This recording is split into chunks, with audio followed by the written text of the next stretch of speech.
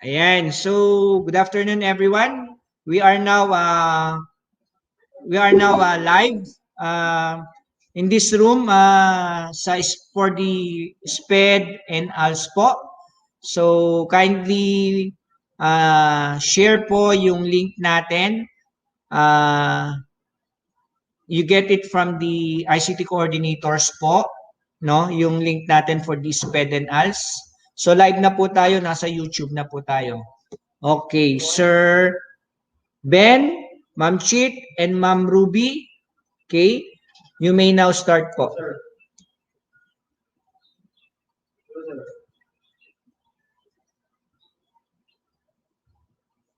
Hello po, Ma'am Chit, Sir Ben, Ma'am Ruby. Kung magsasalita na po kayo, i-unmute lang po yung mic.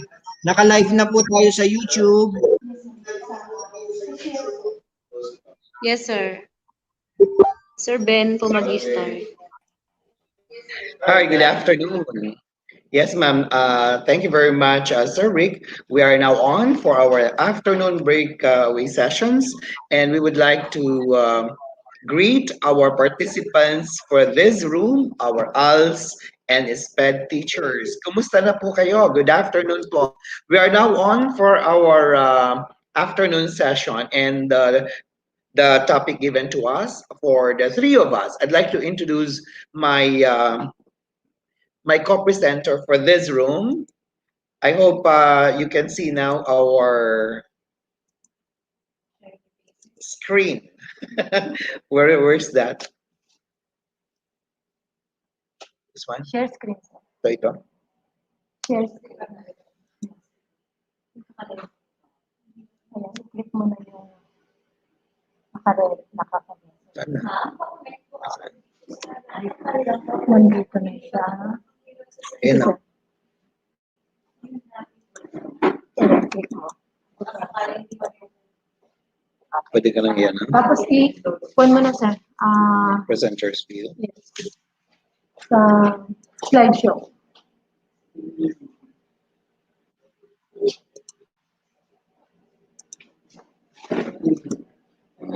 Di may tagline siya. Alright, good afternoon. Any feedback po? Kindly monitor kung nakikita na po yung aking screen. We are now... Myla, naka-on na ba? Yes, Sir Ben. Opo, live na po tayo. Yung screen, live na po. All right, good afternoon. Start na po tayo. I have here my beautiful co-presenter for differentiated instruction. We have the school head of Sagana National High School, Mrs. Elmertita Biribuca, and the school head of Patul National High School, Ma'am Rubilin A. Castro. Magandang hapon po sa ating lahat. For acknowledgement. This PowerPoint presentation was actually prepared by the Department of Education by Evelina Maclang Vicencio, PhD, and she is the Dean of the College of Education, University of the East, together with Greta Laura M. Cadyong, Education Program Supervisor from the Department of Education. So for our session objectives, at the end of the session, the participants will be able to discuss the basic principles of this differentiated instruction. The second objective is identify activities suited to each component of differentiated instruction. Ito yung content, the process, the product, and environment. The third one is identify activities that respond to the learner's need, like readiness, the interest, and the learning profile. So, to begin with, check lang po muna natin. Nakikita niyo po ba mabuti yung aming slides presentation? Tell me what you can see on this cartoon picture. Anyone? Makakakuha ba ako ng interactive? Sa chat box nila mag-ano. So, where can I find the chat box para makita ko sana yan? Can we see? Pwede bang isa sa atin nasa chat? Yan, yan. Baka pwede naman dyan magtingin tayo na sa chat box. Hindi pa nag-book yung slide mo. Okay. So, there's something wrong with this? Hello and good afternoon. Nasa pangatlo na po ako. Slide. Yeah. As you can see, nasa pangalawang... Medyo matagal lang siguro, sir, yung Ah? ganyan, sir. Ito pa lang siya? Yes, sir. Hindi pa lang lumalabas. Okay. Wait So, na lang ito. natin, sir. Check ko lang. Check mo, ma'am. Ma'am, baka pwedeng may isa ditong cellphone para makita ko na. Pa-connect tayo, ma'am, para naka-on po tayo. So we are now explaining to you our objectives, the session objective for this afternoon. Yan. Kung nandyan na po ang ating mga teachers ng SpEd at saka teachers ng ALS, baka pwede tayong mag-say present or hi, hello dyan sa chat box para makita po natin.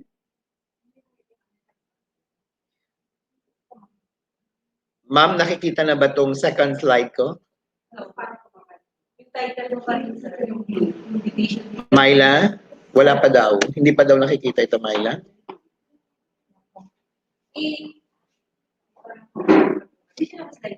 Naka-slideshow na. Mabagal lang yata yun. Ay, hindi yan ang nakikita. Yung title slide.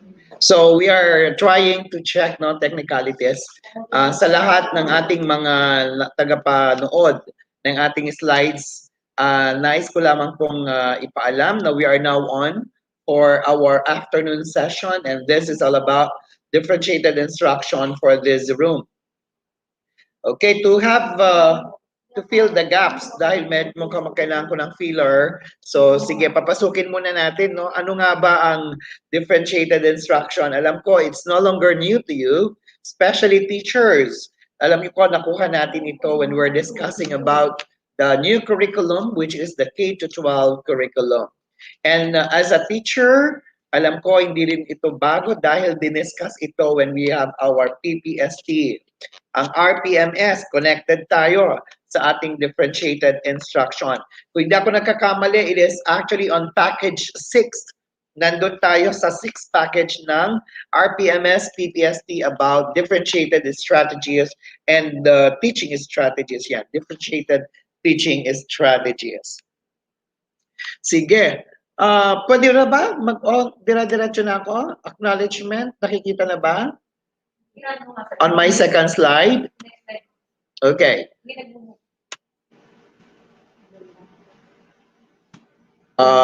Anyone who can see my presentation now, yeah?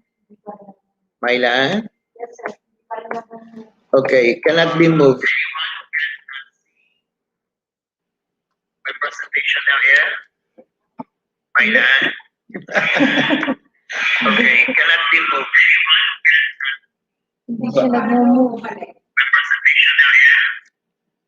Myla?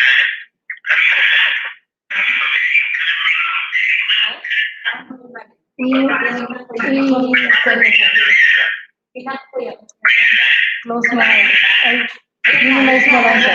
Minimize mo. Differentiated instruction, okay. Hindi ko mabasa. Wala namang ba?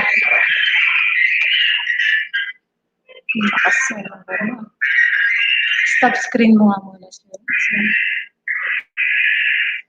And then another share folder. Share folder. Share screen. Okay, sir. Tapos,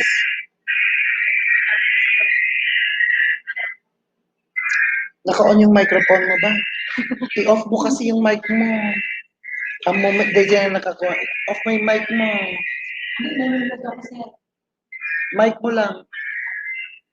Maybe we can off the microphone while you're not using it. Nawala ako. Nawala din ako. Kindly off. Hindi na ako. Kindly, we are now presenting to you our video, our PowerPoint presentation. Yes, sir. Paano pong gawin natin, sir? Sinend mo sa Hindi daw akin, siya sir? hindi siya. Share ko na lang sa iyo, sir. How can I Okay share po. it with you? You send it through, ano na lang, sir, Messenger. All right. Thank you, sir. All right, Okay. bro. Nasa ano na tayo?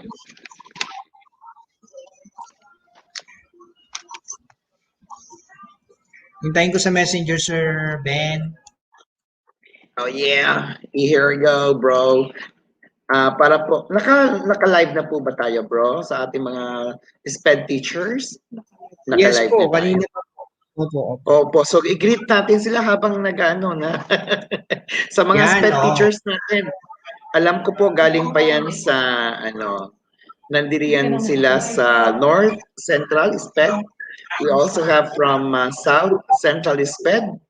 At meron din ba tayong SpEd sa East and West? Dalawa lang.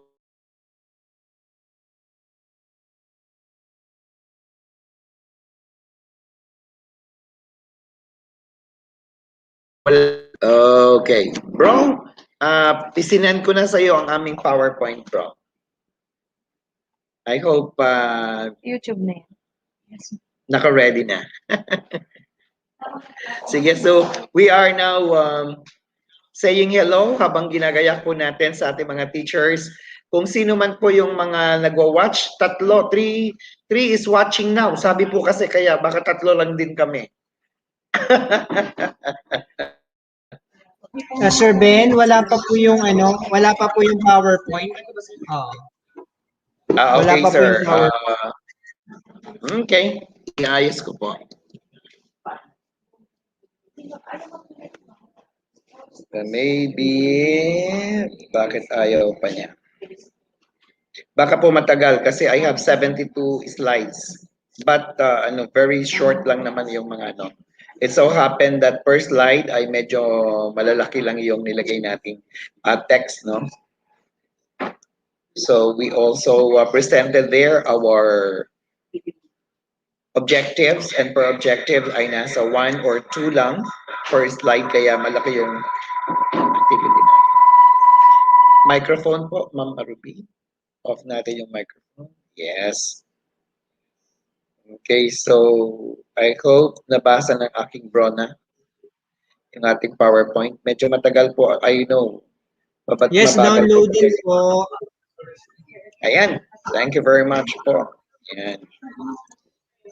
Sige, habang binabati ko po ang ating mga kasamahan, I'd like to introduce to you now what is all about this differentiated instruction, no? While waiting. Alam ko po, it's really challenging on our part sa lahat ng mga teachers pag naririnig po natin that we have new way of the teaching and the learning process sa ating paaralan. And it is really challenging because the moment you start conceptualizing the lesson, you begin to ask yourself how to develop a sense of belongingness among your students, especially in this time of pandemic.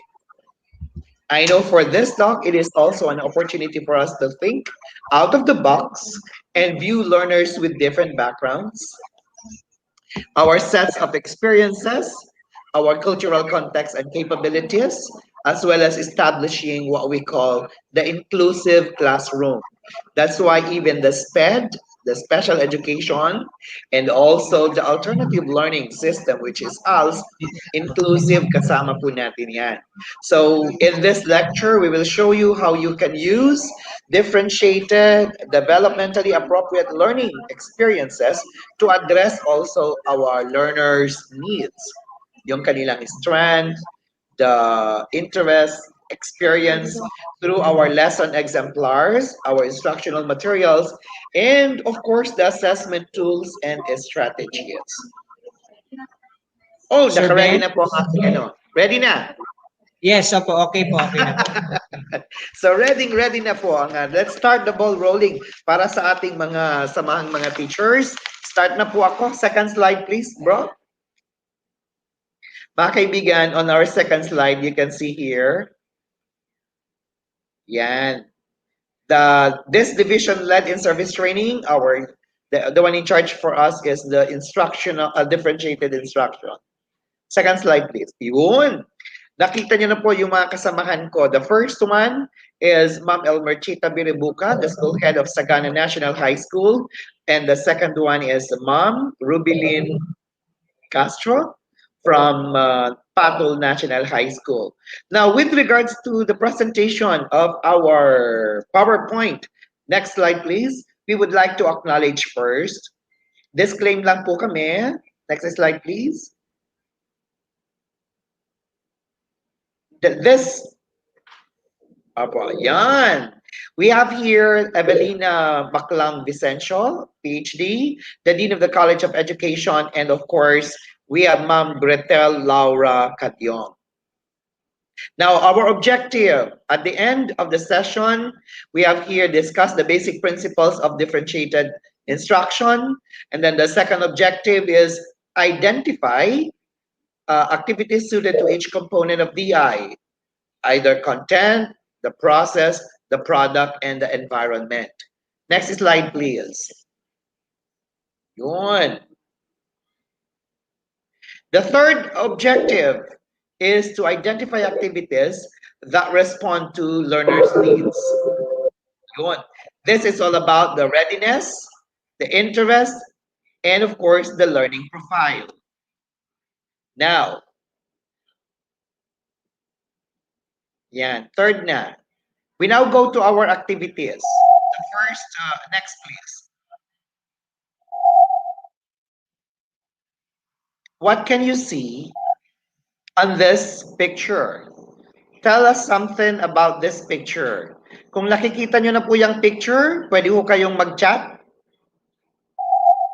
to check kung sino po ang naka-join na sa atin. Sige, yung mga SpEd teachers, yung ating mga ALS teachers, pwede po bang maggamit kayo ng chat box o di naman kaya dito po sa comment? Yan. Pwede ba sila mag-comment diyan?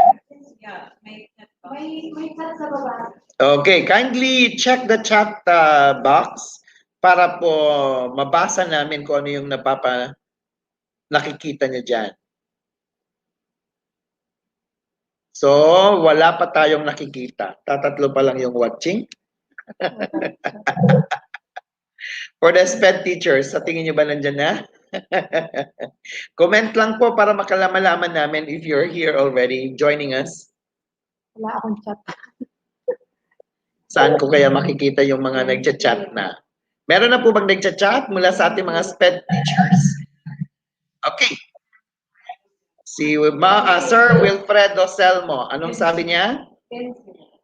Okay, nakita niya yung pencil. Thank you. What else? Wala akong chat box. So. Ano pa po ang nakikita? Tell something. Oo. Nakita niyo po ba kung magkakahype po ba sila? Pag bumalik ito, wala pa ano. Sir Selmo? tell me what you can see. Sige, para hindi tayo magtagal, no? Then we can move to the next slide. Oh, mas maliit yung bata na nakikita at nakatungtong pa, no? Yung sa picture. Now, there's another picture. Sige, tingnan po natin. Wow! So you can see here different hands. I know that there are different hands there. But the question is, ano kaya yung mga nakikita nyo dun sa mga hands na yan? Pwedeng i-chat nyo ulit, ilagay natin sa chat box for the comment. Meron na? Wala pa? Okay. All right. So, meron na ba? Meron. Ano kaya itong mga to? Bakit may mga ibang-ibang kulay? At bakit din tayo may mga iba't ibang kamay? At sa kamay, makikita nyo may mga ilang illustrations diyan. So, what would it be? Ano kaya ang mga ito? Okay, according to Jeddah? Okay, may nakikita siyang globe sa gitnang-gitna, no? Maybe it's more of discovery. Okay? So you can see, may mga iba't ibang picture yan. May mga iba't ibang nakalagay na icons on the hands. Yan. May mga nag-chat na ba? Meron na tayong mga iba pa? Aside from the globe? Okay, very good. There's a cube. Nakikita nila, there's already a cube. Now, what kind of, tingnan po na natin. We will now try to connect our our pictures. We're gonna show you pictures. Next slide, please. We'll show you pictures that this has something to do with our subject matter, which is this differentiated instruction. Okay, tingnan niyo po ha yung ating mga pictures na mayroon namang kinalaman. Alright, tingnan niyo mabuti. What kind of teacher is exemplified in this picture? So sabi nung cartoon na may nakalagay diyan, I expect you all to be independent, innovative, critical thinkers who will do exactly as I say. Oh, what kind of teacher is that? Sige, diretso tayo. We now go to the second one. The next picture, please. So next picture, i-connect po natin sa sa subject matter natin. Does the teacher embody the principle of a learner-centered classroom? O, tingnan niyo po mo ano yung nangyayari. Okay, you can see it there. I know you are excited, what is that? Exerted as I am about today's lesson, excited. So look at the students, the learners. They're all, parang ayan na. Now we go to the next one. Ang question natin yan, does the teacher embody the principle of a learner-centered classroom? Oh, that we do not know why. And then next slide, please.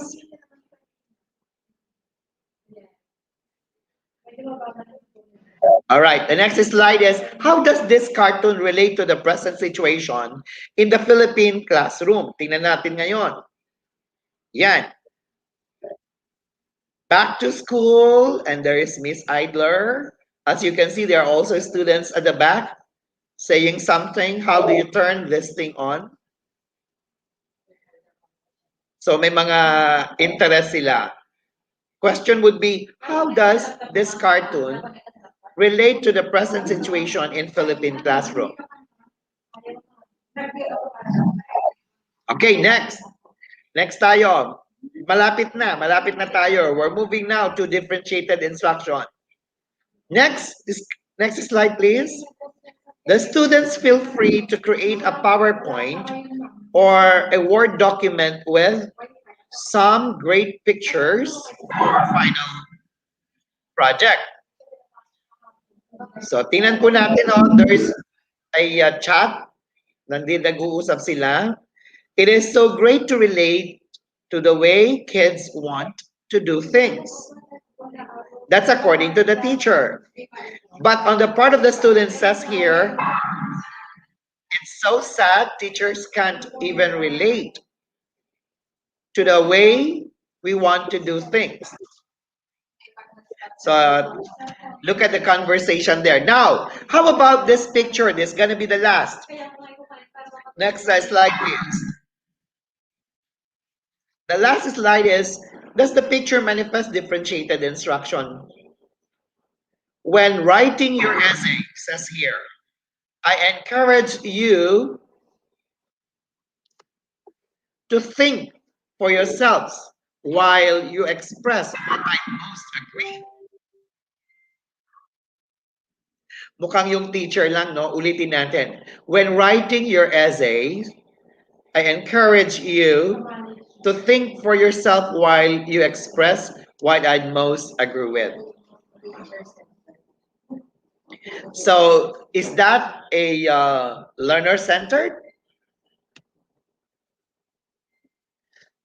So let us now be familiar with the key concepts on learning about gender needs, about strength, about interests and experiences and understanding, the concept that facilitates deeper appreciation of the indicator and helps us deliver lessons that are responsive to learners' diversity. Next, please. Okay, so you can see here the concept. Ito yung mga key concepts that we need to understand about Differentiated instruction. Next slide, please. There. Mukhang maliit nga lang yan, no? So, differentiated teaching strategy. This referred to the approaches or the tactical procedure used to reach a goal involving a wide variety of the text, etc. So, next is, of course, ano nga ba ang ating classroom? Why differentiated instruction? The classrooms are filled with students who, next please, yung ating mga balloon na wala dyan. Yan, medyo nag-stop over na yata siya. So the classrooms are actually filled with different students. The first one, yes please, have different needs. Mga marami tayong estudyante. The second one have different attention span and interest. Next, come with different educational background. And then we have different cultural backgrounds, magkakaiba ng kultura, and different languages. Tandaan po ha, ang ating mga bata ay magkakaiba. Now, why do we need to differentiate? Bakit natin kailangan? When teachers tries to teach something to the whole or entire class at the same time, chances are 1/3 of the kids already knew it, and 1/3 will get it. Next slide, please. And the remaining third won't. That's according to Lillian Katz. Malamang daw po kapag kasama-sama ang ating sa pagtuturo at pare-pareho po natin ang gagawin ng mga bata. Malamang 1/3 lang po ng klase na yan ay alam na nila. Yung 1/3 daw po ay makukuha nila, will get it. But the remaining, baka hindi rin naman nila maintindihan. That's why we need to have differentiated instruction. Next, please. Differentiated instruction is a philosophy that enables teachers to plan strategically in order to reach the needs of the diverse learners in the classroom today. Dalawa po yung word yan, no, na dapat pagtandaan natin. It says there that this is a philosophy that enables the teachers to plan in order to reach the needs of the diverse learners. So word again is big word. We have diverse learners. We have differentiated instruction because we do have diverse learners. Okay, remember, next slide please. Everybody is a genius, but if you judge a fish by its ability to climb a tree, it will live its whole life believing that it is stupid. That's according to Albert Einstein. Ulitin natin. Everybody is a genius, but if you judge a fish by its ability to climb a tree, do you think they can climb a tree? It will live its whole life believing that it is stupid. Now we go to the key principles of differentiated instruction. Ano nga ba itong mga to? The first principle, the teachers makes the blank. Tingnan nyo how the teachers animate or displaying his prowess diyan sa ating mga pictures.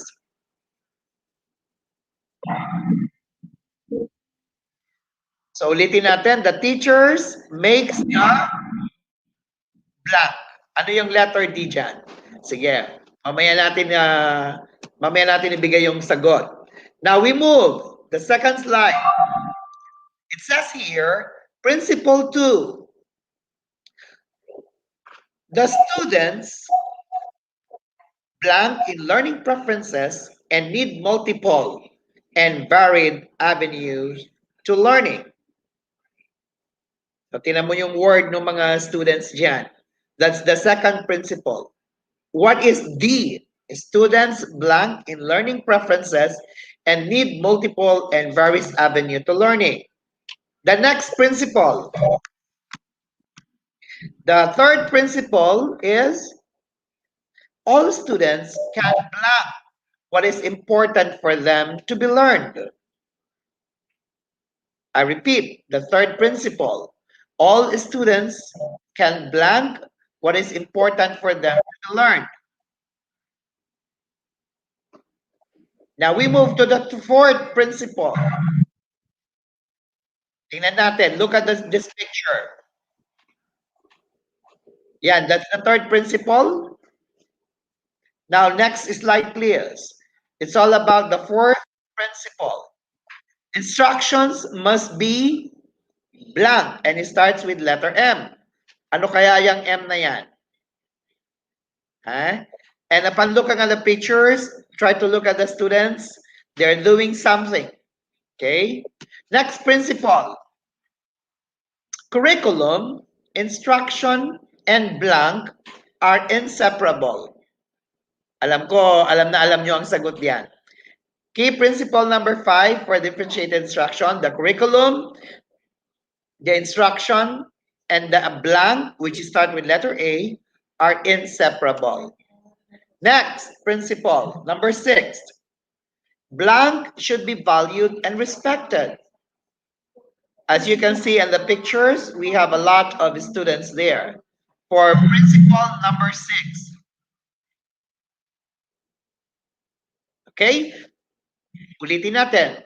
Under principle number 6, blank should be valued and respected. What do you think is the answer? Okay, pwede niyong i-chat if you want. Then we have here principle number 7, the last principle. It says here that blank is the hallmark of differentiated instructions. Did you get it? Now, para ma-answeran natin lahat yan, yeah, that's principle number 7. Next slide, please. We are now showing you the key principles of differentiated instruction. Ipapakita na namin, no? Yung lahat ng prinsipyo niya. The first one, next please, teachers make difference. That's the D. Second, the students differ in learning preferences and need multiple and varied avenues to learning. The third principle, all students can learn what is important for them to be learned. And instruction must also be meaningful. The next one, the curriculum, instruction, and assessment are inseparable. Tatlo yan, ha? The curriculum, then the way of the teaching process, instruction, and also the evaluation or the methodology of assessment, they are inseparable. Number 6 is diversity. Diversity or differences of every learner must also be valued and respected. And finally, flexibility is the hallmark of a differentiated instruction. We must be flexible. Now, for a bit of history, in 1985, may we have another slide, please. In 1985, education, this started with the gifted and talented, coined by Virgil Ward of the University of Virginia. And then 10 years after, in the year 1995, it was popularized by Carol Ann Tomlinson. Yeah, isa siyang author about this differentiated instruction that was in the year 1995. Now, there are also other bases of theory ng differentiated instruction. The first one is Vygotsky in the year 1896 to 1934. So, si Vygotsky naman, he is presenting the zone of proximal development, and we call that as scaffolding learning. Diba? And then meron tayong si Jerome Brunner on interest and organization of learning. Then we have Gardner, the multiple intelligences. Pagkakaiba tayo, no? That we have different kinds of interests and intelligences. And according to Honey and Mumford, together with Meyer-Briggs and Don, they discuss about the learning styles. Now, let's go back. Kung papansinin ninyo yung ating picture kanina, which is about the different hands, this illustrates, next slide please, this illustrates the differentiated instruction, a flexible instruction responsive to learners. So whatever, kahit na anuman ang interest ng mga bata, remember in teaching, what ultimately matters is not what is taught, but what is learned. If the student have not learned, the teacher has not taught. So that's the spirit of differentiated teaching for learning. Now, tingnan natin kung a paradigm which is being presented to us about this differentiation. Differentiation, a teacher responds to learners' needs. Next, please. You can see there the respectful task, the flexible grouping, and the continual assessment. Under this, makikita nyo that the teacher can differentiate through. Paano niya mababago-bago? We have here the content, the process, and the product. Mamaya, di-discuss natin thoroughly paano nga ba nagkakaiba through this one. And then according to our learners, according to our students, ito naman ay yung kanilang readiness, interest, learning profile, and the environment. Tandaan po ha, sa SpEd at saka sa ating ALS, magkakaiba tayo ng readiness. Magkakaiba rin ang ating mga estudyante on the interest, magkaiba ang kanilang learning profile, and definitely, magkakaiba ang tayong environment. Kaya kapag kaganyan na, we really need to have or provide a variety of instructional strategies. Okay, now teacher, the way paano sila magturo according to learners' readiness. Next slide, please. Meron tayong tinatawag na readiness on the skills, on the content knowledge, and the concept or the idea. Then next, we have the interest, which is the surveys, centers, and self-selection. And then the third is the learning profile, yung sinabi natin. Yung mga mag-aaral po natin ay magkakaiba po sila ng ating mga profile nila. The area of their strength, the area of their weaknesses, also their preferences, at saka alam na kaya nila, are they aware about themselves. And the fourth one is environment, the learning environment. So we have still and active, we have flexible and fixed, we have a warm environment and very cool, we have a quiet environment, also noisy environment, we have an environment that has so many displays. Maraming nakikita yung mga bata, but there are also environment na walang nakikita or very few ang nakikita. Now, what is your role as a teacher? Next slide, please.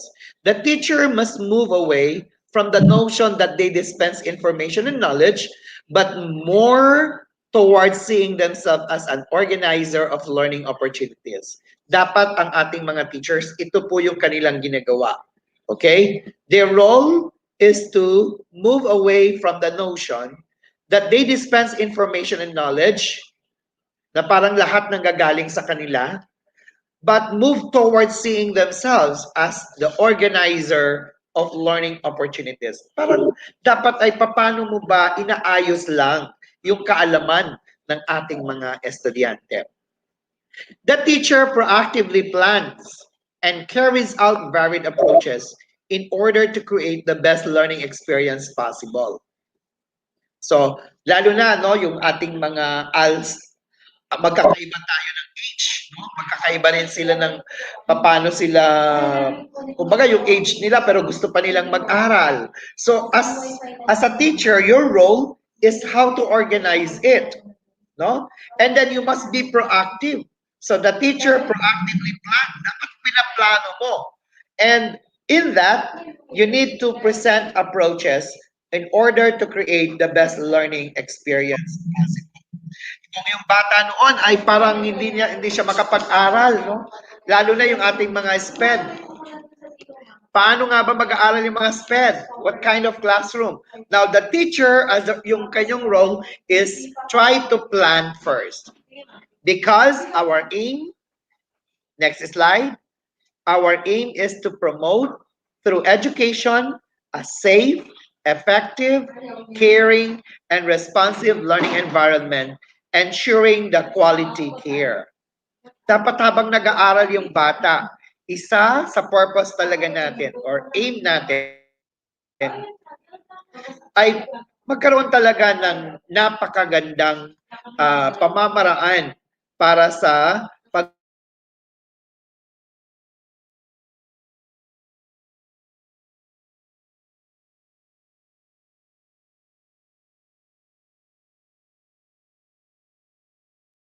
there. He who wishes to teach, teaches everywhere in the open air. Ano ang underlying principle diyan? Socrates taught in public street and Plato in the garden of the academy. But the other one, even Christ, teaches among the mountains and lakes. So when we say environment, we can teach everywhere. Kaya kung minsan kapag tinatanong natin, ang mga ALS ba, paano ang gagawin natin? Dahil yung iba, busy-busy sa trabaho ang mga ALS students, learners. Right after ng kanilang trabaho, saka lang sila makakapag-aral. But remember, there is what we call teaching learning process everywhere. Kaya lang, ito dapat, anong gagawin mo? How am I supposed to do in terms of differentiated instruction? Bilang isang teacher ng ALS, na magkakaiba ang age, magkakaiba kung saan pinanggagalingan ang background, ang profile ng iyong mga estudyante. At ganoon din naman ang mga SpEd teachers. Tingnan niyo po ang inyong mga estudyante, different ang profiling system natin. Ibang profile nila. The teachers can do differentiated instruction in any or all of the 4 curricular elements to develop a competency. Now, what's the first competency here? The first one, you have the content, what is taught, and how all the students are provided access to the program of the study. Tingnan niyo pong mabuti. Under content, next please, next slide. What is taught and how all the students are provided access to the program of study. Ano nga ba yung nilalaman ng content? So first, next slide, we have the reading comprehension. Kumusta yung kanilang pag nagbasa? Naintindihan ba? So we need to have empowerment, which is vocabulary instruction. Dapat ay malam din ng mga bata different kinds of vocabularies. We have mini lessons for the content, mga maliliit na lessons. We also have compacting, yung mga inaalis mo yung hindi dapat at ano yung pwedeng pagsamahin na. We call that as compacting. And then we have varied support system, which is an audio-video recorders, o di naman kaya ay list of key ideas, the peer or adult, and then we have here the process. Yan, nasa process na tayo. How students develop the knowledge, understanding, and skills. So ito yung tinatawag nating competency. Paano kaya ma-master ng bata? So meron tayong mga pamamaraan. We have the learning contract, meron tayong anchor activities, literature circles, merong flexible grouping, learning logs, framing question, learning center, graphic organizer, shared assignments, and writing workshops. Dito, i-discuss din natin mamaya kung ano yung mga yon. We'll give you samples para naintindihan nyo ano ang ibig naming sabihin. So, for the product, how the students is able to demonstrate what she knows and understand and is able. So, next slide po tayo. Nasa product na tayo. Ano nga ba ang inaasahan natin sa mga bata? Next slide, please. Okay. So, under this product, ito po yung pwede nyong gawin. Differentiated po yung pamamaraan na to. You can even conduct a debate, develop games, and then write books. Then we can also develop web pages, write a photo essay, give a presentation, write songs, make a video documentary, and present a puppet show. So tingnan nyo kung anong product fitted para sa ating learners. Kung nasa ALS tayo, ano ang pwede natin gawing product dyan? So mamimili lang kayo. Not necessarily mean lahat ay meron yan. Okay, so the learning environment is the way the classroom works and feel. Next na tayo, about learning environment. Paano natin na pag-iiba-iba ang ating mga mag-aaral pagdating sa ating learning environment. Kung sa loob ng klase, we can also get learning centers, no? So the way the classroom works and feels. Mainit ba? Malamig ba? Very noisy ba? Very quiet ba? Very, tingnan nyo yung mga activities, no, from the learning environment. Yan, pwedeng sa isang classroom, the students are actually being grouped, no? May flexible grouping tayo. Sino yung gusto talaga ay nasa manipulative toys? Yan, na natututo sila. Now, next please. The teachers can differentiate therefore by the content, the process, the product, and the learning environment. So, kung isa-sum up natin yung diniscuss natin earlier, pwede po yung ating content, yung process, yung product, at saka learning environment. So, under the content, once again, we are talking about input. What students learn, ano ang natutunan. Okay? On the process is how the students go on making sense of ideas and information. Paano nga ba nila naiisip to at paano naintindihan? The product is the output, how the students demonstrate what they have learned. Kung ano na yung output natin na makikita sa ating mga estudyante. And the last one is the classroom that works and feels. Okay, mga teachers ng ALS and SpEd. Now, the question is how to start. Paano mo nga ba malalaman ang pagkakaiba-iba ng ating mga mag-aaral? Naalala ko tuloy nung ako pa'y nag-aaral and I belong to a choir. Meron kaming isang presentations doon na ang mga mag-aaral ay magkakaiba. Okay? So next slide please. The first one is do a formative assessment. If you're gonna start, paano una natin gagawin? The first is do an assessment. Then create a profile of each of your student in the class. Then, using the result of the assessment, the teachers can now modify, differentiate the content, the process, or product along with the learning areas. Next slide, please.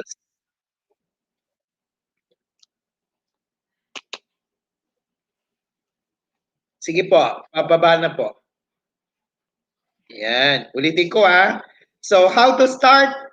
The first one is make a formative assessment. Siguro naman mga teachers, alam natin pag sinabi natin formative ha. Then out from that, we will create the individual profile ng ating mga estudyante. Okay, so on the next slide, as you can see, a student's proximity to specified learning goals. We have also the passion and the affinities. Kingship that motivate learners. O, bumalik tayo. That's the readiness. Okay. Sige, yan. Okay na ako dyan. So, know your students through this ongoing assessment. Paano mo malalaman ang estudyante mo? The first one is determine the level or the ability. Kaya tayo may survey. And then the second one is the student interest. Hanapin mo yung inventory. Mag-interview tayo. O kaya naman, make an open-ended question. And then the third one is the multiple intelligences of the students. That is according to Gardner's multiple intelligences test. May test po yan. And then learning styles according to BARC Learning Style Inventory. Meron na tayo niyan sa SpEd, no? Huwag na kayong mag-isip, hanapin nyo lang po yung mga binanggit kong citations. So, a student's proximity to specified learning or learning goals, that is the readiness. Their passion, the affinities, the kingship that motivates them, that is learning. And then the preferred approaches to learning, we call that as the learning profile. Oh, see? Now, pupunta na tayo sa mga approach. Puntahan na natin yung mga iba't ibang approaches na in-explain natin kanina. May we have the next slide, please?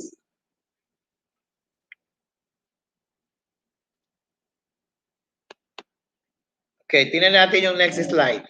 Doon sa ating approach, we provide different approaches to acquire content, the process or making sense of ideas, and to develop products so that each student can learn. Ito po yung kaninang present namin ng author niya ay si Tomlinson in the year 1995. Pero, in-update po ni Tomlinson ito in the year 2001.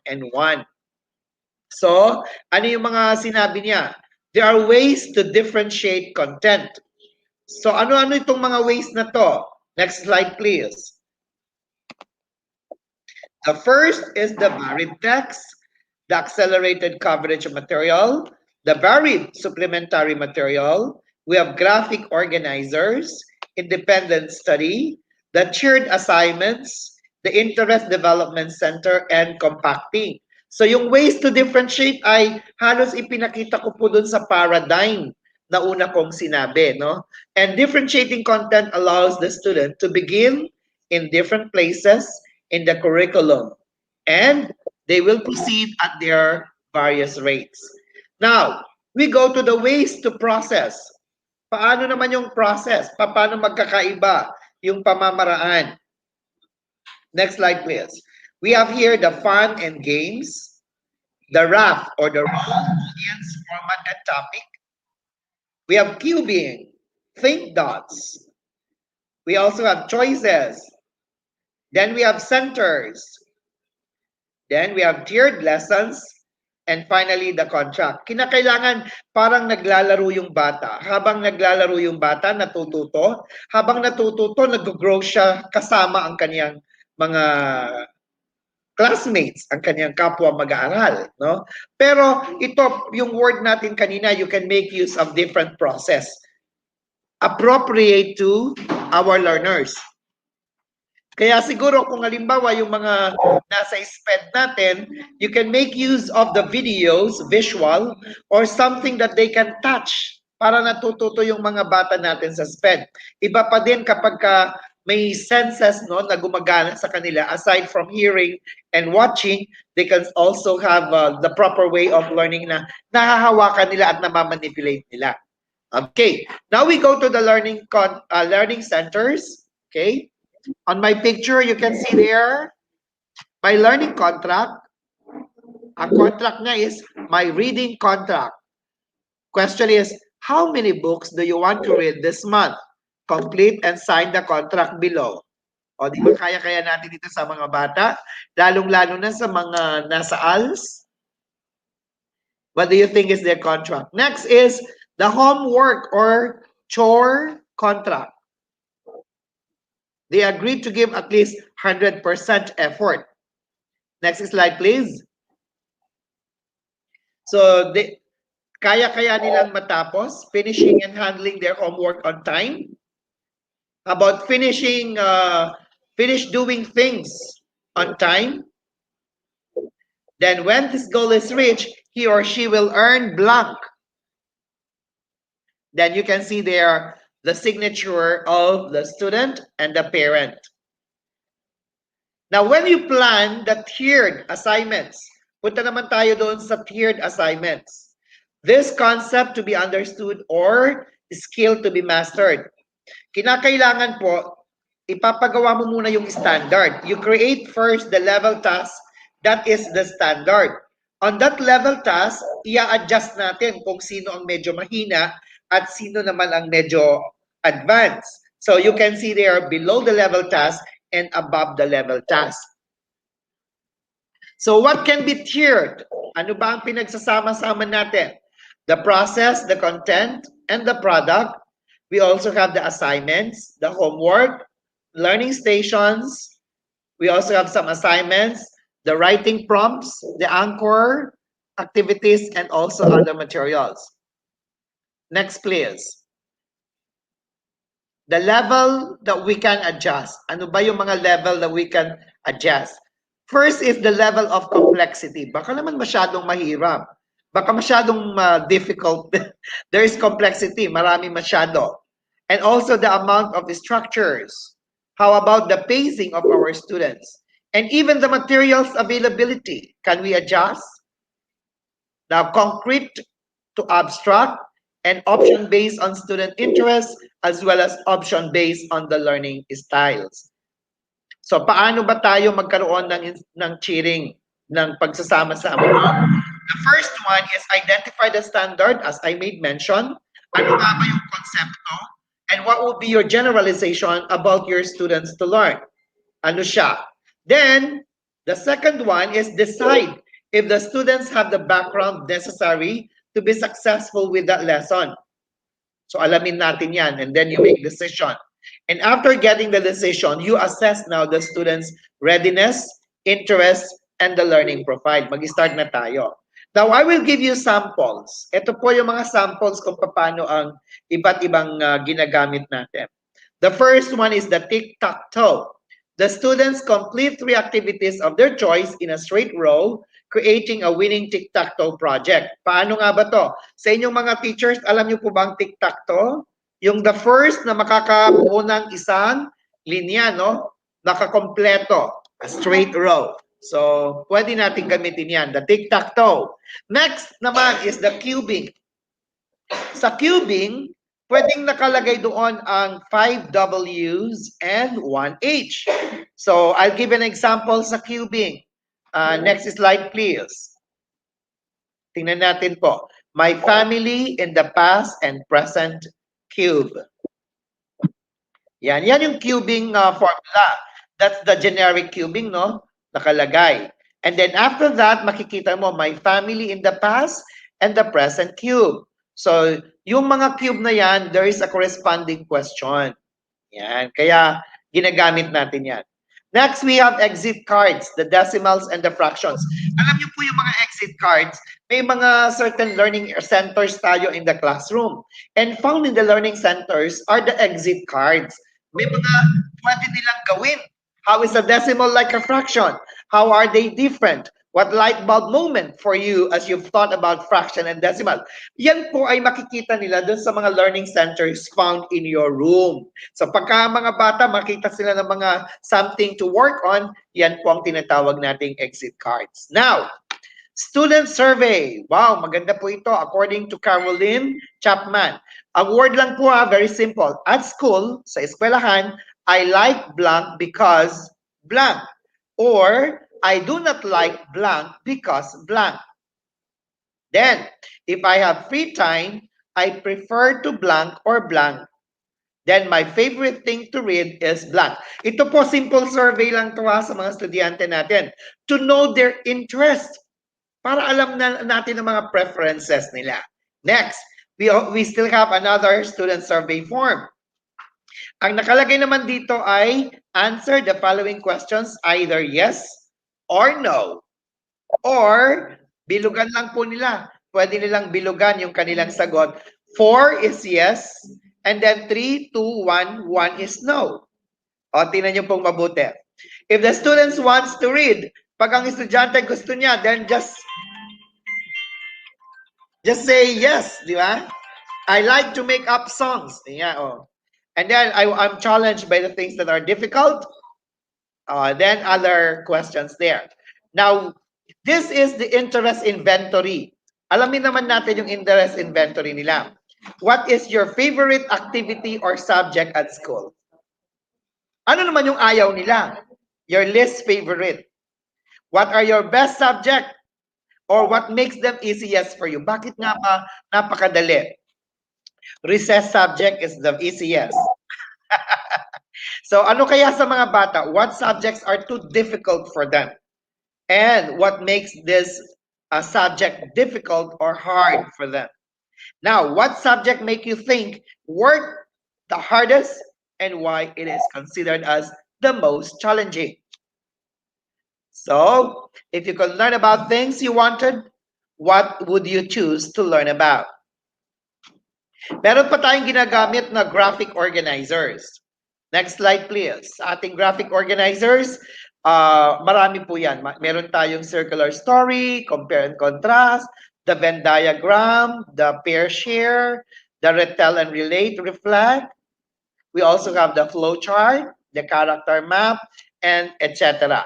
So, ang tawag po natin sa mga yan ay graphic organizer. Next, meron pa tayong mga activities like writing bingo.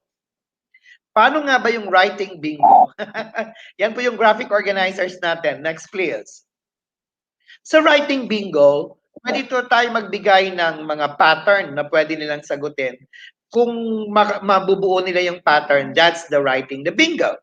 Okay? So an example, binigyan natin sila.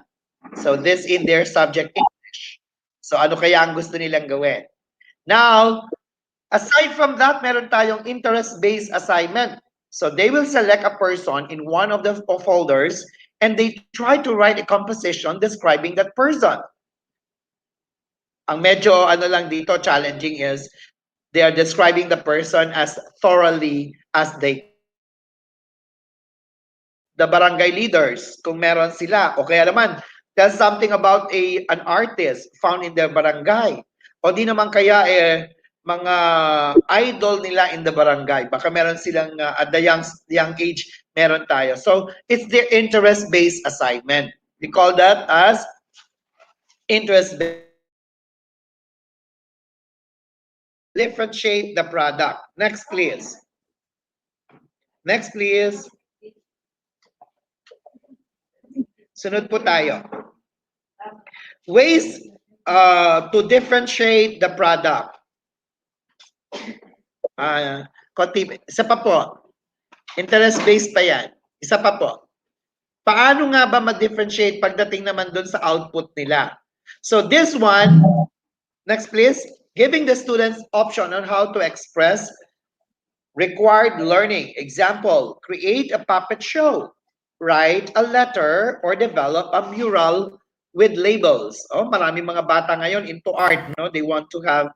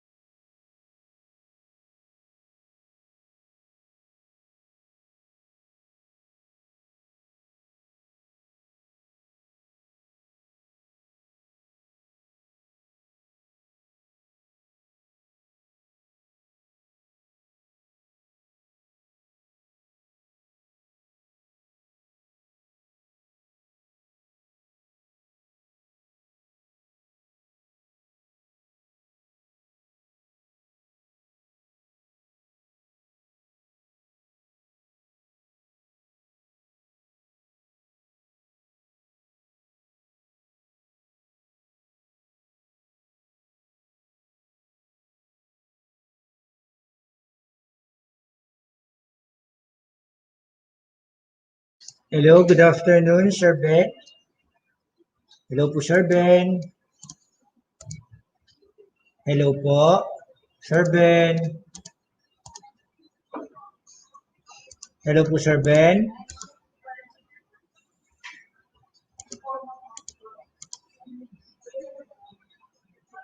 Hello po, Sir Ben.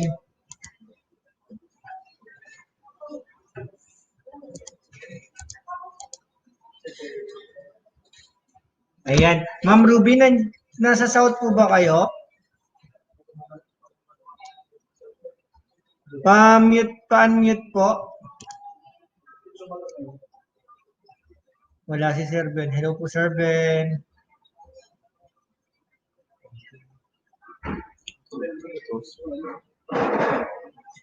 Hello po, Sir Ben.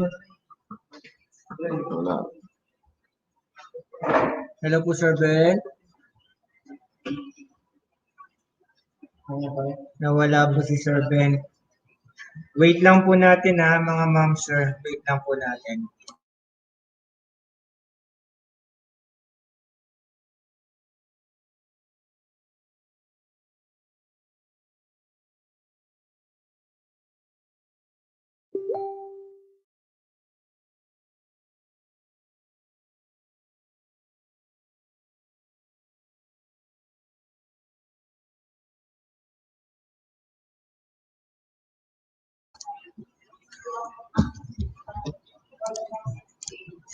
Hello po. Ma'am Ruby, naka-ready na po ba kayo para while waiting for Sir Ben?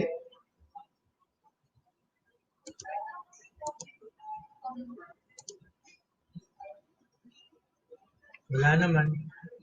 Ma'am Ruby?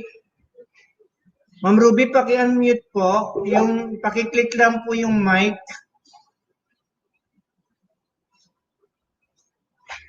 Ma'am Ruby? Ruby Castro? Ma'am Ruby?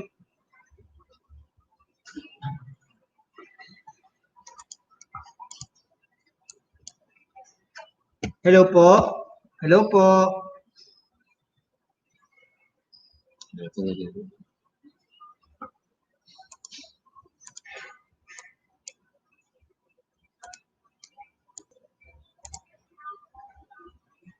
Hello po? Hello po?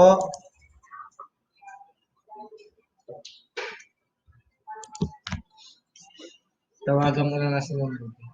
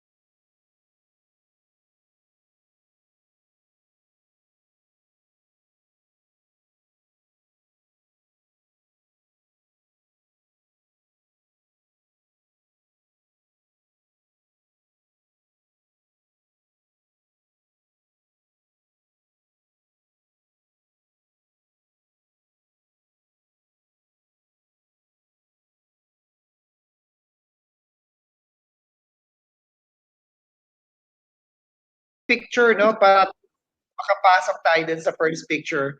Kanina, when we're discussing about the picture, yung unang-unang activity natin, may pen,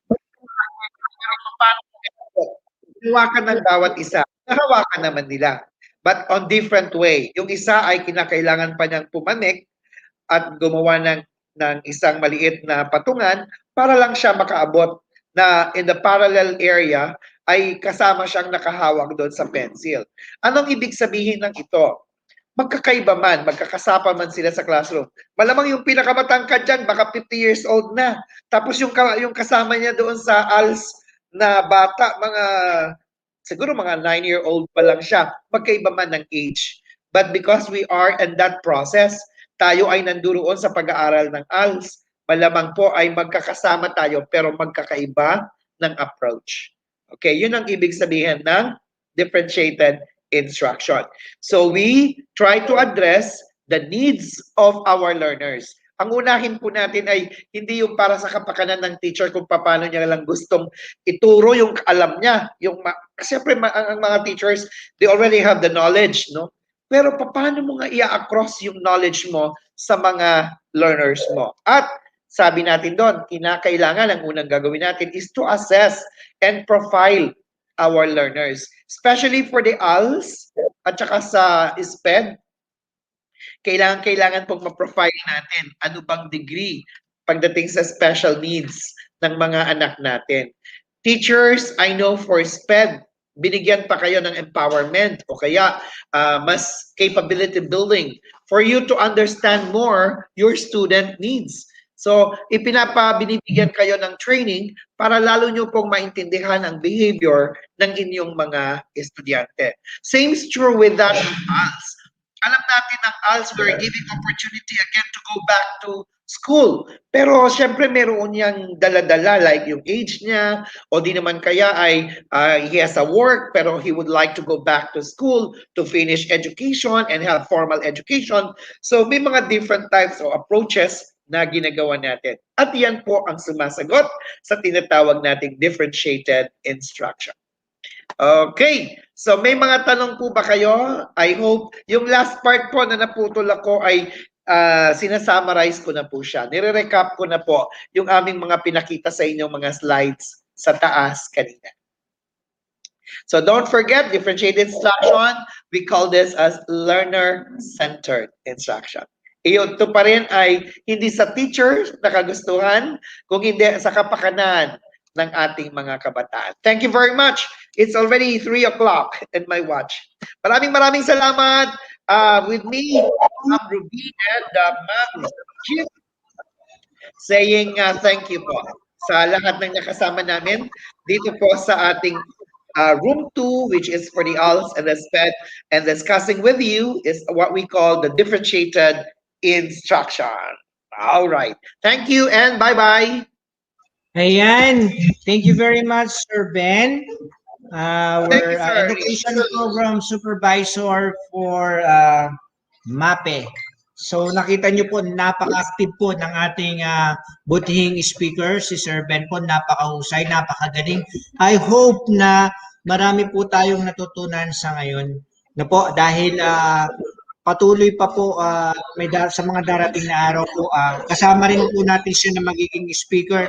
Kung ako lang po talaga ay isang teacher, susundan ko po kung nasa ang room po si Sir Ben. Ganyan. Thank you very much, bro. Oo. Thank you din sa ating mga nakasama like Mary Chris Daliva, Sir Willie Selmo, Raquel Bergonia, and the others. Thank you very much.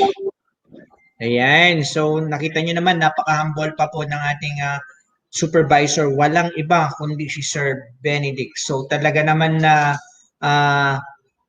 lume-level po siya sa atin mga teachers, sa mga ALS dahil mahal na mahal niya po tayo. Ganyan po ka-dedicated yan. Kasama po natin na yan. Okay. So, Sir Ben, may susunod pa po bang speaker? Nakamute ka po, Sir Ben. Nakamute ka po. For 1 hours, bro, I will be the one in charge in discussing for this room because we're only asked to stay for until 3 o'clock for this room. That's why we'll be joining May mga iba pong papasok sa atin na iba po namang topic ang i-discuss Okay. for this group.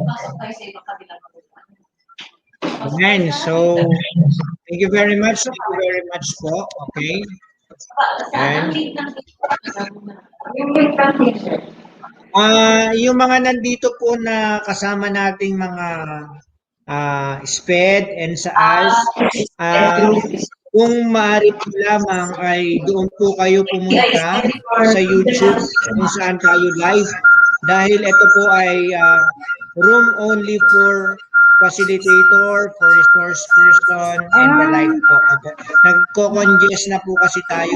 Hindi po nakakapasok yung mga ibang kasama. Thank you po. Yan. Kanino po yung nag-feedback?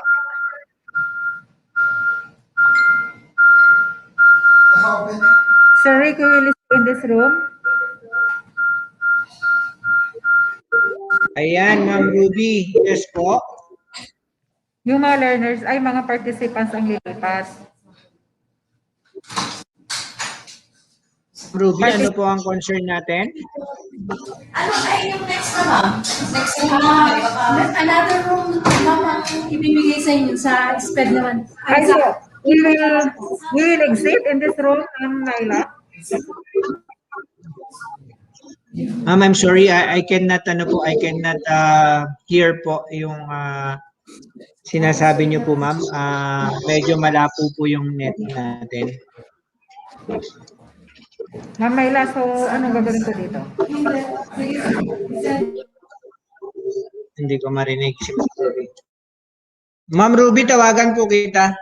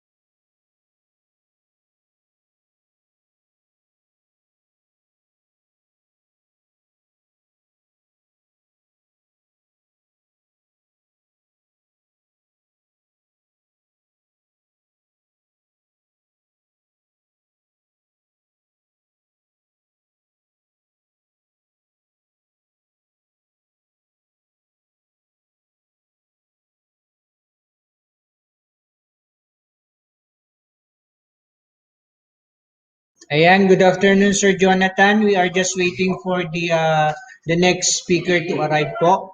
Ito po ay yung room natin for the kindergarten po. SpEd ALS. Kindergarten ito, SpEd kindergarten, ALS po. SpEd ALS po. SpEd ALS. ay ganon. Opo. Wala bang kwan, mga senior high school, ganon? Sir, na-send ko na rin po yung link natin sa senior high school, sir. Gusto ko makita kasi yung mga kanila, mga strategy nila sa senior high school, parang nawawala sa Yes. sarili yung mga teachers doon. Yes po, sir. Yes po, sir. Sir, na-send ko na po yung link po for senior high school sa iyo po, sir. Pa-check na lang po. Thank you, sir.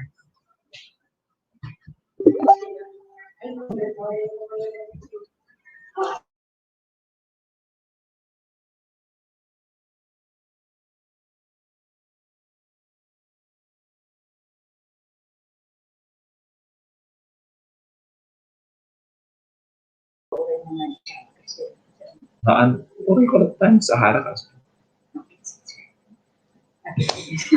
Kanya dahil tayo nanin. Good. Oh, okay na. What's that? Yung letter ng Santa Rosa po. Sir, Ano bang ginagawa niyo dito? Sir, kwan po kasi, kami po actually ang nag-advise po sa kanila na mag-letter po sila. Ng ganito, oo. Hindi Siguro po, sir, may first letter pa po kasi sila, for sir. filing na lang siguro mo dito and for monitoring na lang kung anong gagawin nila sa eco-eco na yun. Yes, sir. Kasi, sir, nung nag-inspect po kami doon, parang accidentally po nakita namin na meron silang pinapagawa. And then, nakipagkwentuhan po kami. Sir Jonathan, paki-mute po. Naririnig ko yung conversation niyo po. Naka-live po tayo, sir.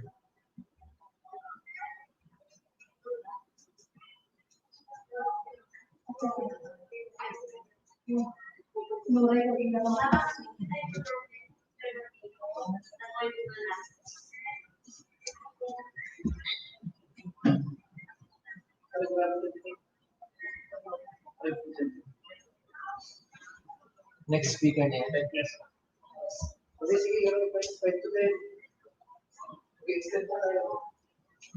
Brian, okay pa sa inyo? Pero nagpadal ko siya, 2 hours na lang.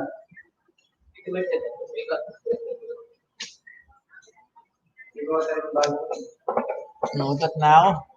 Sa ano lang din sa sa SpEd, separate. Sa SpEd ALS, oo. Friend, bakit ang pinupuntahan nila sa StreamYards, hindi sa YouTube? May pupunta sa regional office.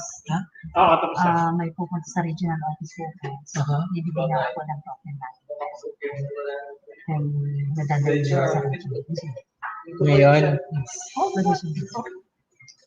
Pag... Si engineer. Si engineer sa susunod na lang sa kubigan. Si? Si engineer.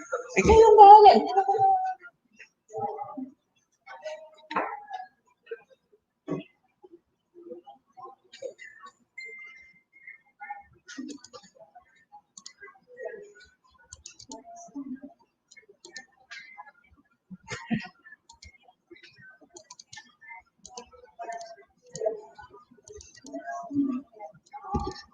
Hello po, yung mga kasama natin dito sa ALS, siguro po nakikita niyo yung sa private chat na message. Nakikita niyo po ba? Hello po, yung mga kasama natin dito sa ALS, siguro po nakikita niyo yung sa... Paki-click po to, yung sinend ko na link para dyan po kayo, no? Kasi for fussy po kasi yung room na to. Dito naman po kayo pumasok.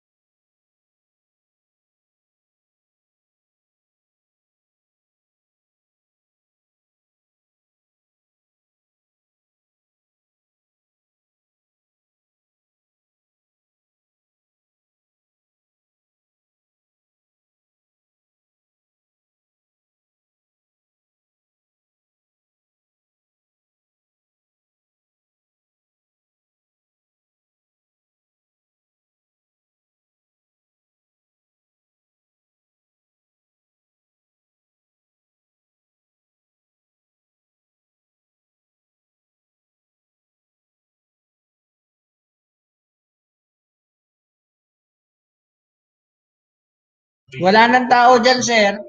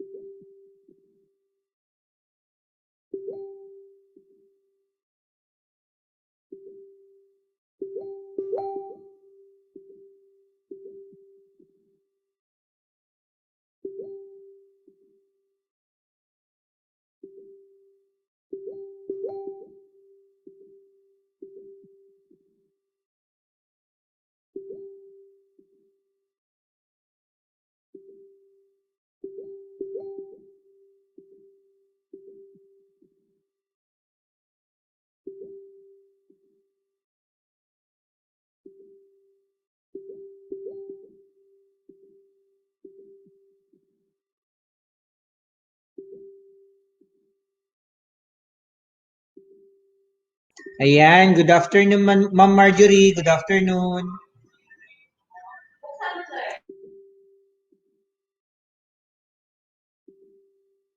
Ayan, good afternoon, Ma'am Marjorie. Good afternoon. Hello, sir. Tama ba yung napasukan namin, sir? Ano po to? SpEd ALS po. Ayan, SpEd good ALS. afternoon, Opo, opo. Ma'am Marjorie. Good afternoon. Nagulat Yan, ka tama lang po. din, Sir Jo. Tama po, tama po. Ang problema natin, wala naman na yung mga FASI. Yung mga RPs. Kasama ko po yung apat po na pasi po dito, sir. Ah, sa isang room lang kayo, ma'am. Yes po. Wala pa tayo ngayon, Yes no? po. Ayan, yan. Si Ma'am Lani. Ayan. Nakamute ka na, nakamute ka na. Sir Carlos. Apat po kami, Si- sir. Speaker kayo? Aking one Wala siyang- slides, apat po kaming magdi-discuss. Oh, go ahead na, go ahead. Okay, start na kayo. Kaya, Ay, ganun. Yeah. Ma'am Lani, ikaw na dito.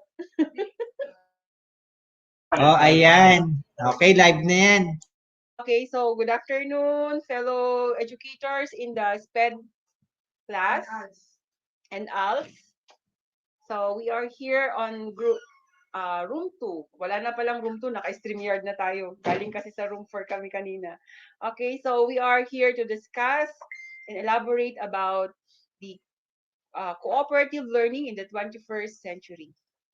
And with the first discussant, may I pass the floor to our virtuous and brilliant EPS in science, Ma'am Lailani Dominia. Take it away, ma'am.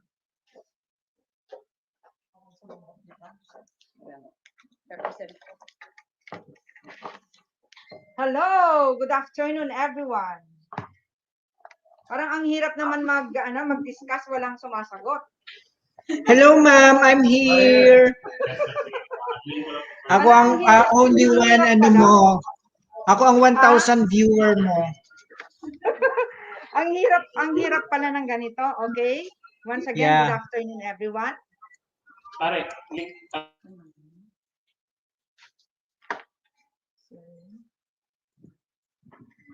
Okay, our topic is all about the cooperative learning in the 21st century. So, this is the new normal. This is now the new normal. And please bear with us as we go on with our topic. So, my group will discuss about the cooperative learning in the 21st century. So, yours truly, Ma'am Amelia Bergonia, the Principal 1 of San Andres Elementary School, Ma'am Hilda Mariano, the Head Teacher 1 of Ambalatongan Elementary School, and Ma'am Marjorie Pilon, the Teacher in Charge of Abra Elementary School. So now, for the objectives of our topic, the first one is to discuss essential principles and define cooperative learning, identify and familiarize the role of cooperative learning in the 21st century, and review and examine some cooperative learning approaches. And the last one is acquire deep sense of understanding and appreciation on the importance of utilizing cooperative learning in teaching learning process. So we're going to have our workshop, but because we are now in the StreamYard YouTube, so wala na po yung sasagot ang bawat cluster sana dito. So for the white cluster sana, for the white color will represent the East cluster. What your insights as regards cooperative learning? And for the North cluster, what challenges have you encountered in utilizing cooperative learning? From the South cluster, I should say, list down activities, approaches in cooperative learning. And for the West cluster, what do you want to know about cooperative learning? So magkakaroon po sana ng activity ito. Pero, asan mo yung libro ko kanina dito? Excuse me lang, sandali lang po. Yung notebook. Yung notebook ko doon.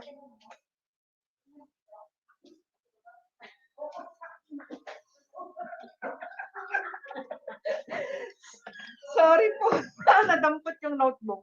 Okay, dahil wala na po tayong workshop. So, what's your insight as regards to cooperative learning? Maybe your insights about cooperative learning is to produce positive outcomes since they engage students who show a greater joy in learning. And what challenges have you encountered in utilizing cooperative learning? Maybe the challenges you encountered is the online teaching, is communicating without the help of body language. Especially now, we are in the new normal. Some of our teachers, ang ginagawa lang nila is mag-distribute ng module, and some ay meron ding online classes na napakahirap po itong gawin ngayon, itong cooperative learning, paano mo makikita yung ginagawa ng ating mga estudyante, especially hindi stable ang ating internet. And list down activities, approaches in cooperative learning. Alam ko po na you have many activities, many approaches in cooperative learning, at alam ko rin hindi na ito bago po sa inyo. And what do you know? What do you want to know about cooperative learning? As we go over our session, marami kayong matututunan. So please, bear with us. O magkakaroon po sana ng 3-minute workshop. Okay, imagine that you are a student in each of the 3 classroom situations. They are from Mr. Mendoza's class, Mrs. Tapawan's class, and Mrs. Acopido's class. Reflect on the classroom strategy. You're going to reflect on the classroom strategy employed by each of the 3 teachers, Mr. Mendoza, Mrs. Tapawan, and Mrs. Acopido. Which of the teaching strategies used might have succeeded in motivating learners? For Mr. Mendoza's class, Mr. Mendoza announces to the class, let us find out who among you have learned the most in this week class on drama Racing in the Sun. The 3 students with the most comprehensive story review would be given 100 peso worth of loan.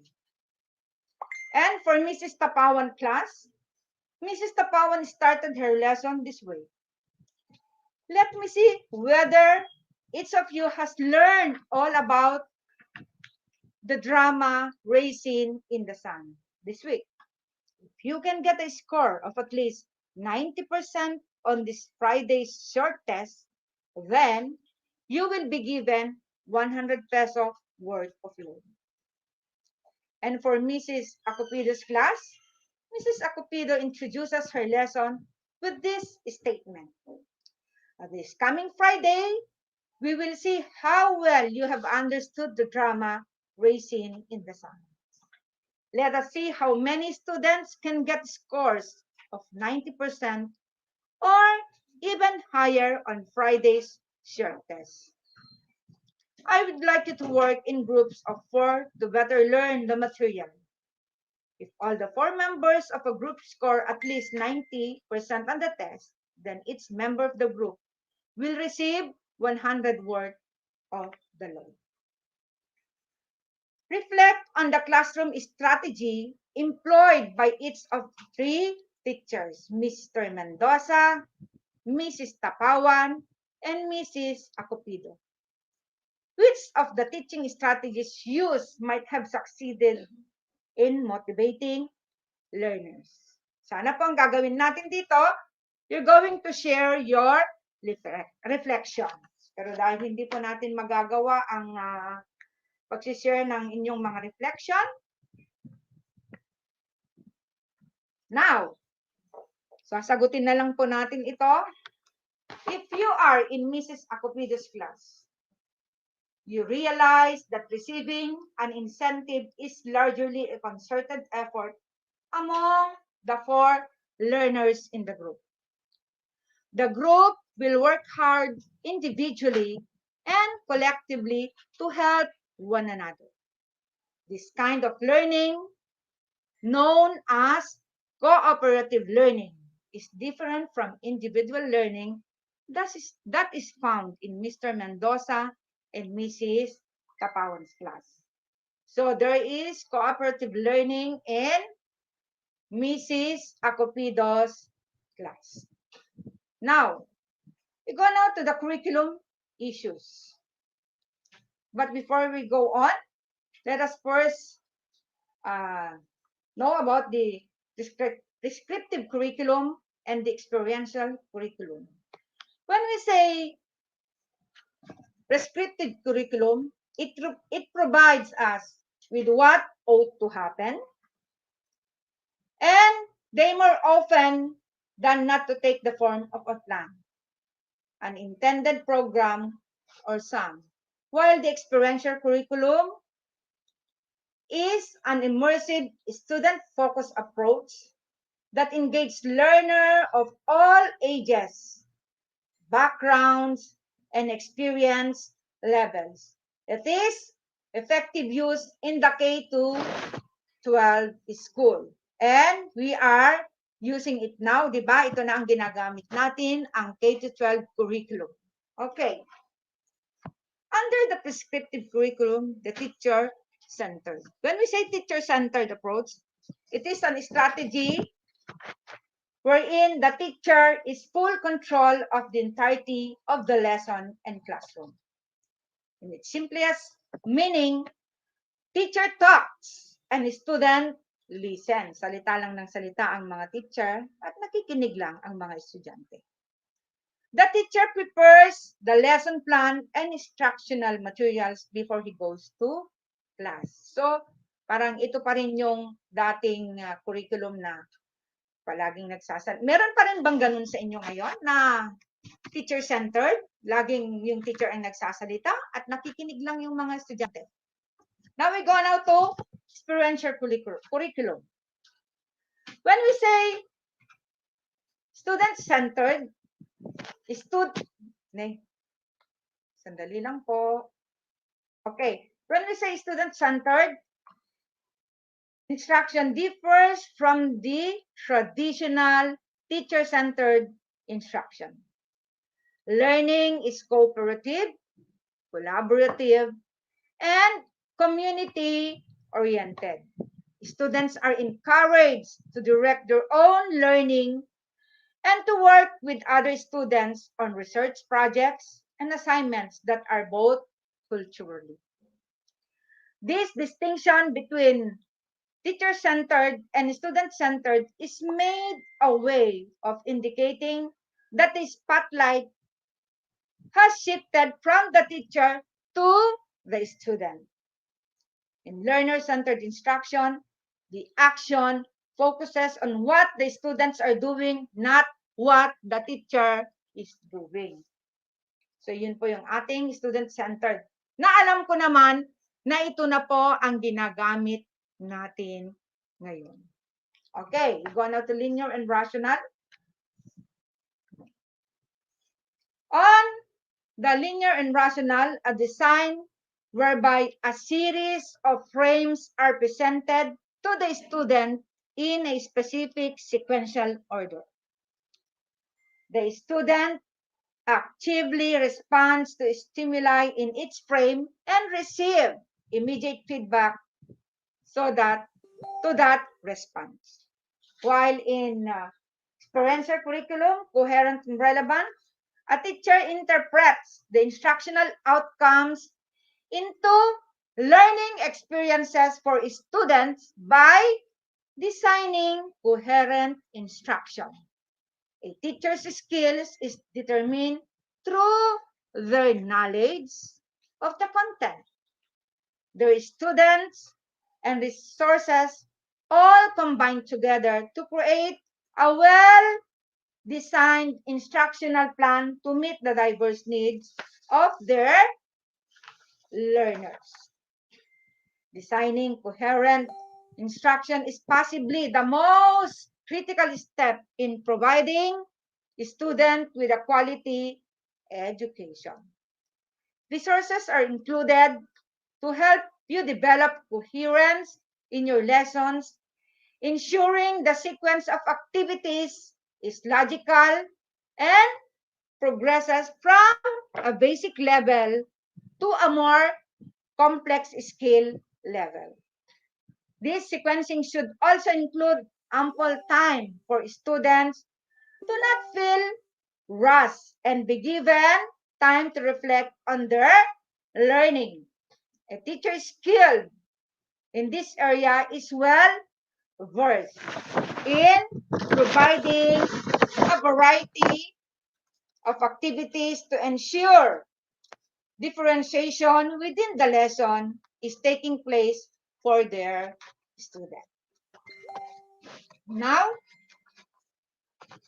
when we say educators provide relevant instruction, it is by initiating standards that promote student learning well beyond content knowledge. Remember, standards are directed toward what the student should know and be able to do. Since the focus is on relevant instruction, it is wise to establish what both terms mean upfront. Okay. Number 3, part to whole organization, still under prescriptive curriculum. The benefits of a part to whole instruction are all that it allows students to gradually build the complexity of what students are learning, and that is empirically validated. However, it can lead to students missing the big picture of what they're learning and make students feel like reading is a chore. And for the experiential curriculum, from part to whole organization in the experiential curriculum, whole to part organization. When we say whole to part organization, the student must understand the concept of part to whole to be able to organize data. And in order to understand and label part to whole, student must be able to explore data systematically, see constancies across variations, organize space, and understand the labeling processes. And number 4, teaching as transmitting, still under prescriptive curriculum. Teaching as transmission. From this perspective, teaching is the act of transmitting knowledge from point A, teacher's head, to point B, student's head. This is a teacher-centered approach in which the teacher is the dispenser of knowledge. the arbitrator of truth, and the final evaluator of learning. Now, for the experiential curriculum naman, teaching as facilitating. Teacher can facilitate learning by making the educational process easier for students. This does not mean watering down the curriculum or lowering the standards. Rather, facilitating learning involves teaching students to think critically and understand how the learning process works. So that is the teaching as facilitating. Kagaya kanina, dun sa teacher-centered at saka student-centered. Tayong mga teachers, nagpa-facilitate na lang po tayo. Ang mga estudyante natin ang siyang gumagawa. Di po ba? At yun po yung ating ginagawa ngayon. Alam ko yan kasi when I am a teacher, ganyan po ang ginagawa ko. Nagiging facilitator na lang po ang teacher. Parang mahirap tanggapin pero yun na po yung makabagong pamamaraan. Number 5, learning as receiving. When we say learning as receiving, under the prescriptive curriculum po ito, it is the transfer of learning from one person to another. Anytime you are given direction or told how to do something, you are receiving instruction. So, this is learning as receiving. And now, for the experiential curriculum, which is the learning as constructing, the student perception of how much they learn as a result of using a learning object. Ito po yung mga instructional materials. Ito yung mga activities na ginagawa nila ang ating mga estudyante. And number 6, the structured environment. When we say structured environment, ito ay under prescriptive curriculum pa rin.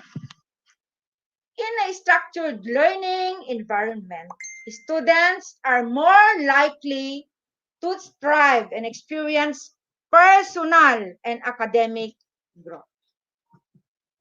Too often, teachers provide students with freedom that they can abuse. Ito naman ang hindi maganda. A lack of structure can destroy a learning environment and undermine a teacher's authority, leading to misbehavior and wasted of time. But in the experiential curriculum, flexible environment, when we say flexible environment, teachers more easily calibrate their language and student make overt connection between subject area content and skills. While this may now show up explicitly in a standardized test result, students build their ability to see the world as interconnected, which we know it is. Okay, so that is the difference between the prescriptive curriculum and the experiential curriculum. Okay, we go now to the learning in content. This is all about the con of learning by Edgar Vail. Okay? Are you still with me, teachers? Nakikinig pa rin ba kayo? Yes po. What is the collection of experience? Yes, ma'am. We are still listening.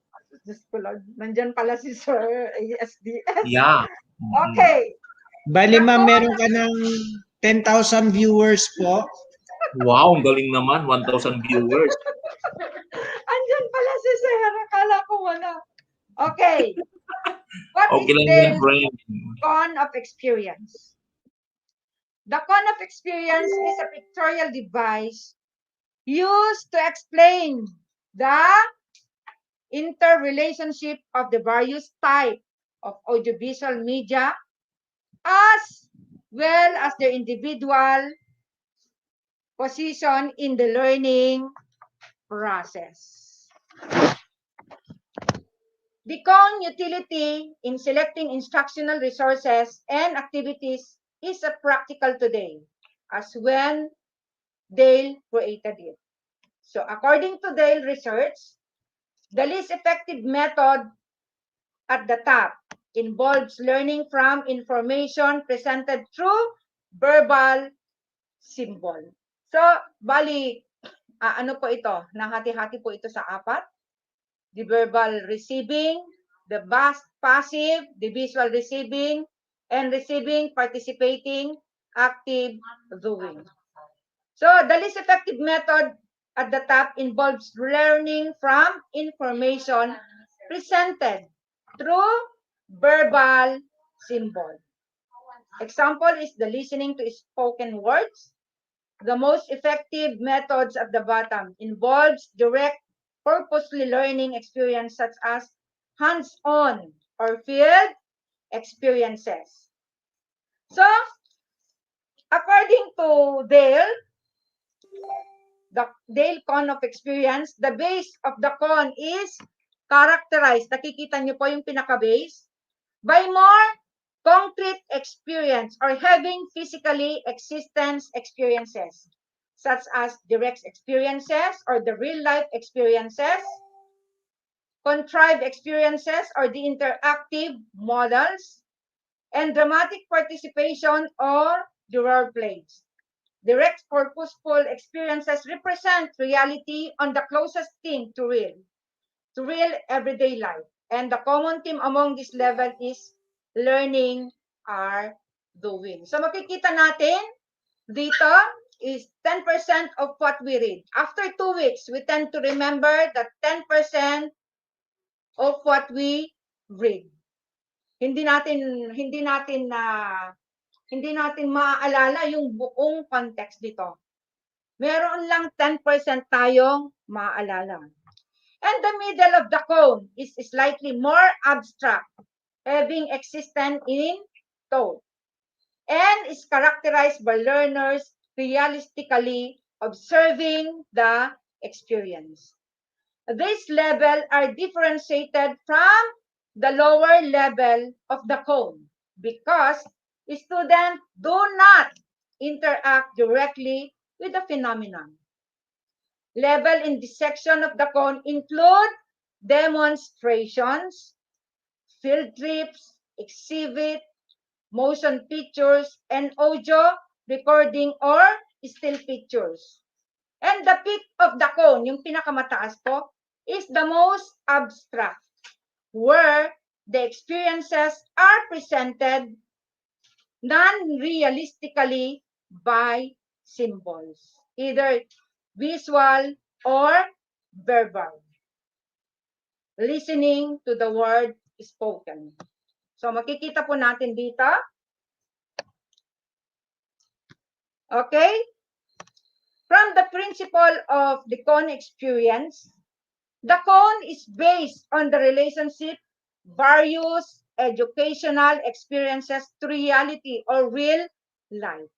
And the bottom level of the cone, direct purposely experiences. And it represents the reality or the closest thing to real our everyday life na yun po yung ating ginagawa.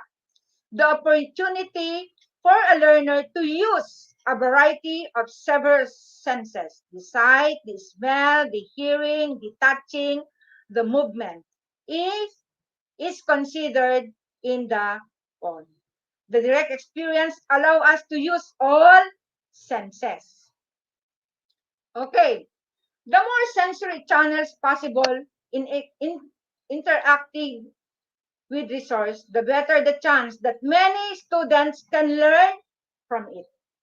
Its level of the cone, its base, move a learner a step farther away from the real life experiences. So experiences focusing only on the use of verbal symbols are the furthest removed from real life. And contrived experiences are ones that are highly participatory and simulate real-life situation or activities. Dramatized experiences are defined as experiences in which the learner acts out of the role of activity. So this verbal symbol, they are not like the object or ideas for which they stand. They usually do not contain visual clues to their meaning. Written words fall under this category. It may be a word for a concrete object or the book, an idea or the freedom of speech, a scientific principle or the principle of balance. And for the visual symbol, a representation of direct reality, which comes in the form of signs and symbol. The following is a detailed discussion on the different kind of visual symbol, which are drawing, sketches, cartoons, comics or strip, drawing, diagrams, charts, and graphs, maps, and poster. And as we can see, here in our cone of learning, so the recording or the radio still pictures, attention getting ito. Pag nakita ng ating mga bata, talagang makakatch yung attention nila. Hihinto sila at manonood dito. Concretized verbal abstraction, the limitation is one-dimensional aids because they use only one sense organ that is either eyes for seeing or ear for hearing. And for the television motion pictures, a solution to time and space constraints provides window to the world, effective for presenting movement, substitute for dangerous direct learning experiences.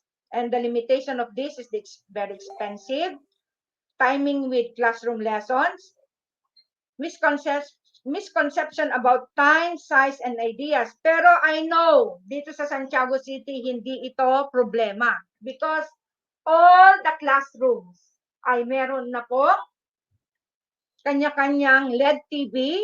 At hindi lang yon, ngayong bagong normal, nabigyan na rin ng ating mga estudyante ng mga radio at saka mga tablets.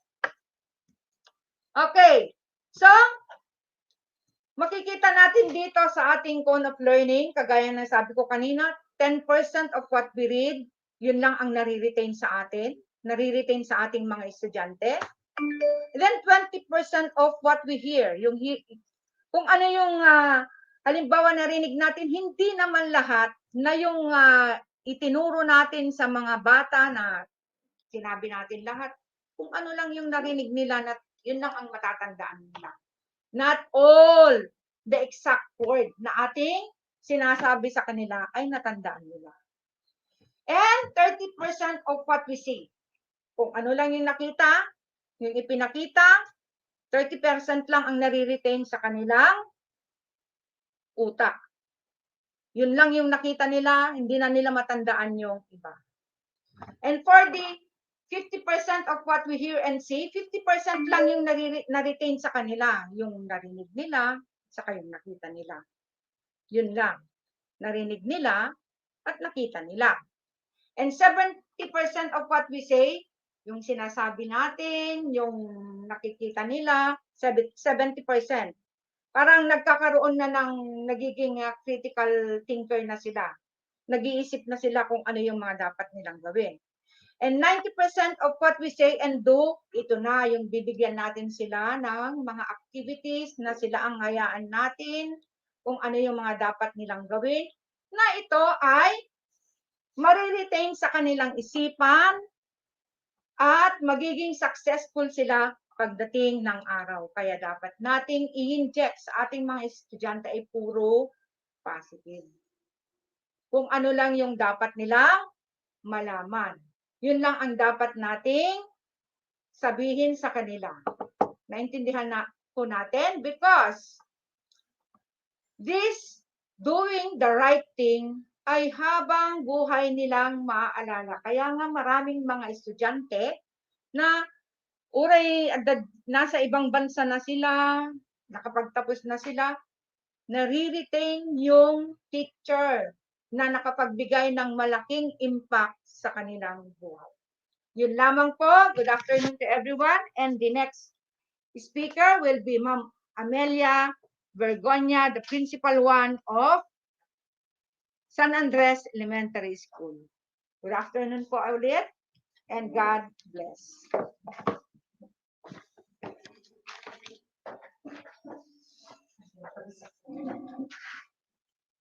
Good afternoon to our great leaders.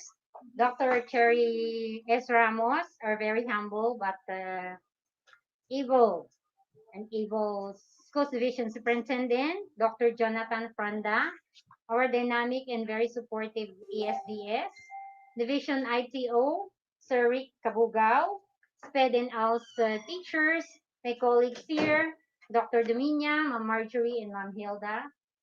Again, good afternoon.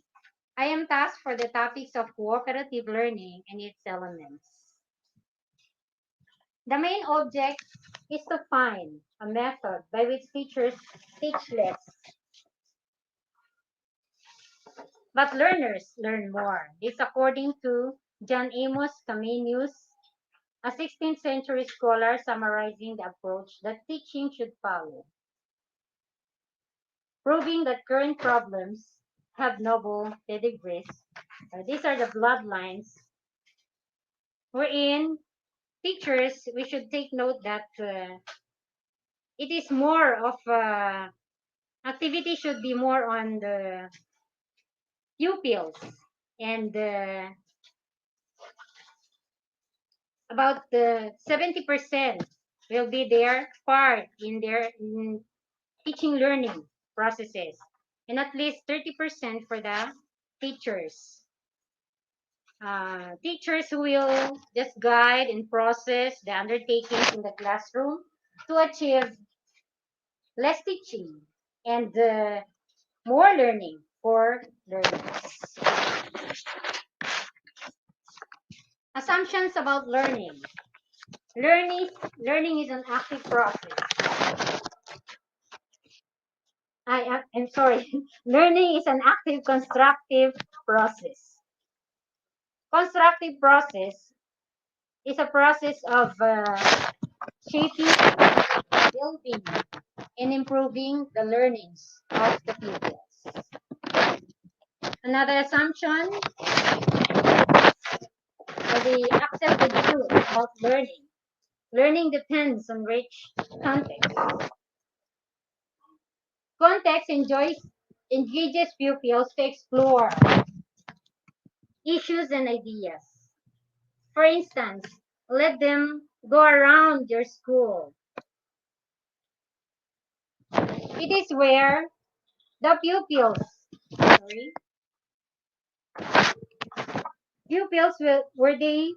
their psychosocial, psychomotor, cognitive skills will be developed, including their affective domain, appreciating God's creations.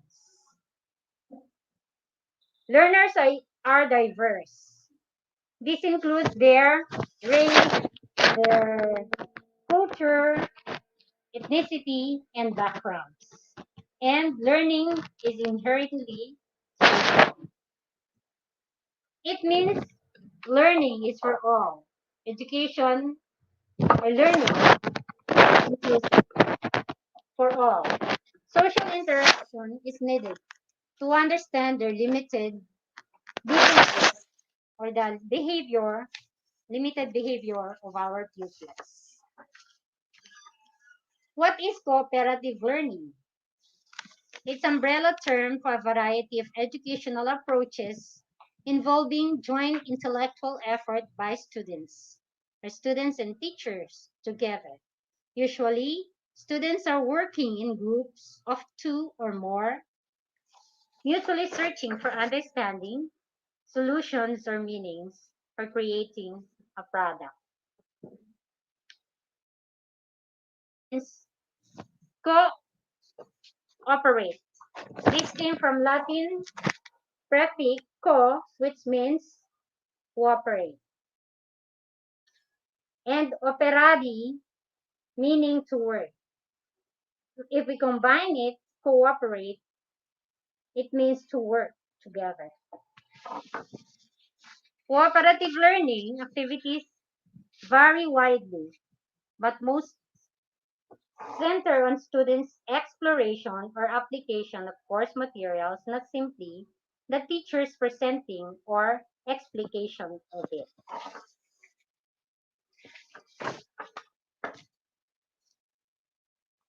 Cooperative learning acts as an enabler of student learning as evidence from empirical studies, or these are database studies. Regardless of subject matter, students who are exposed to collaborative activities were found to learn more effectively and retain the information learned much more longer when compared to other instructional strategies. In addition, they were reported to be more satisfied with their learning, especially so if teacher is creative. Teacher, the one who gives various activities for learners. Ma'am Hilda will be discussing other class activities later.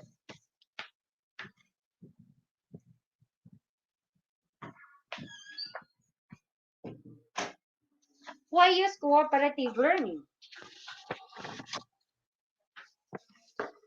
There are 3 circles in this diagram and 3 slices in the inner circle. In the outer circle, you can see positive independence. These are learners wherein they are positively independent on each other, or they depend on each other's cooperation within the group. The second or the middle circle is promotive interaction. Learners engage or interact and they become aware and set their duties to achieve their goals. In the 3 slices, there is positive relationship, an effect of cooperative learning, wherein friendship is built. Another is psychological adjustment or social competence. They become interested with their peers and learn, and their self-esteem are built also.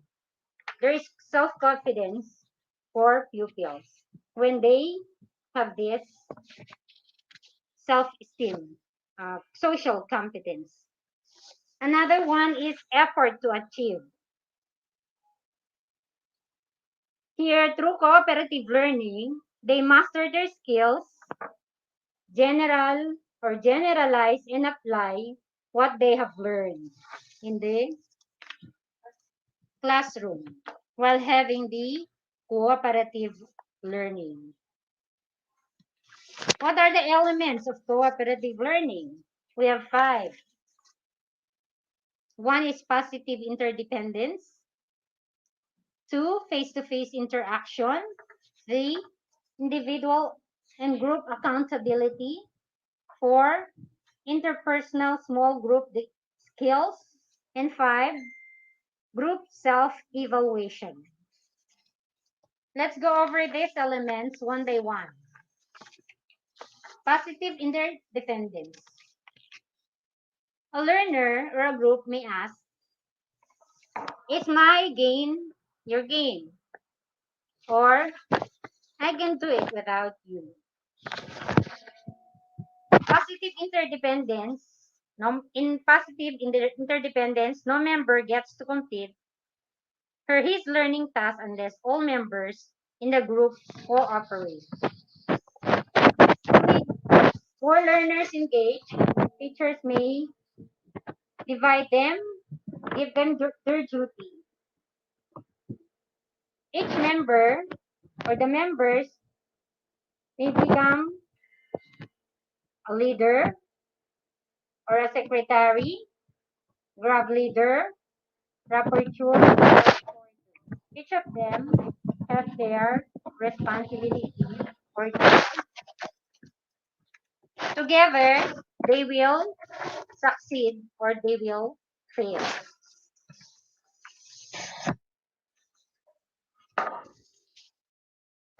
What are the importance of positive interdependence? Tasks and goals are clearly defined.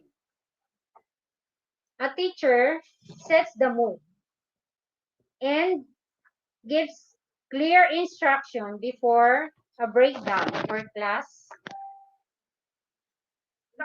grouping. Another, efforts of each team member benefits the individual as well as the group. Remind pupils or give them the benefit of what they will get in the grouping, in what they will produce. Commitment made to both personal as well group success. Teamwork makes the dream work. Another, students must fully participate and put forth effort within their group to have the best result or successful output for their group. Each group member has a task role responsibility, therefore, must believe that they are responsible for their learning and that of their group.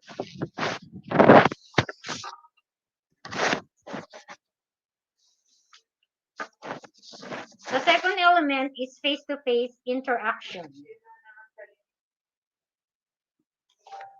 It promotes each other's success. Here, every member has no choice but to work hand in hand to promote each other's success. We work with a partner or a team, or I need your help and you need my help.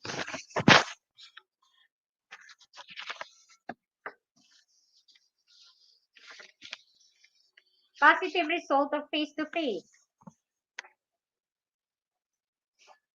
It promotes one another's success by sharing resources. Teachers should lead in the distribution of resources. Kung anong meron sa classroom, ihati-hati sa mga bata. Encourage, help, and applaud each other's efforts. Teachers must appreciate what the group did, what their contributions are or efforts to improve their work in the next activities. Support one another academically and personally. Explain how to solve problems. Teach each other. So learners learn from each other. Check for one another's understanding, like making brainstorming based on prior knowledge or personal experiences. Discuss concept being learned. Connect present with the past learning and foster the group mutual goal. Here, the teachers can also facilitate and process the concepts learned. You can also connect the learning from the past to the present or promote mutual goal for learning if they haven't met the result. Individual accountability. No hitchhiking or no social looking. Am I doing my part? Are you doing your part? I'm going to demonstrate what I am doing. Individual accountability. Each member in the group is responsible for the success of the group collectively.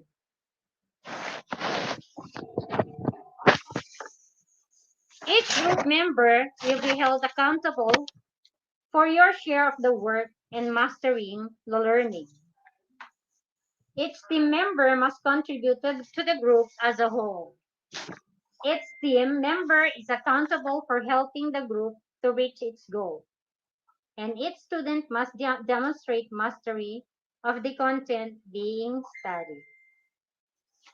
In the individual and group accountability, everyone works. Each member has a duty, as mentioned a while back. Each member is accountable for the best result or failure of what they've done. Number 4, interpersonal and small group skills. Here, social skills must be taught. We are all participating. The skill of effective communication. Some are listening, some are speaking. Learning how to be an active listener. Some get to recite, others get to coach. Sometimes we are doing part of an activity at the same time. In grouping, we cannot avoid conflict. So another skill is to agree on disagreement. Conflict resolution. We sometimes also empathize or give empathy, show empathy, or understand others' emotions. And the last one, skill for social skill, is respect for everyone.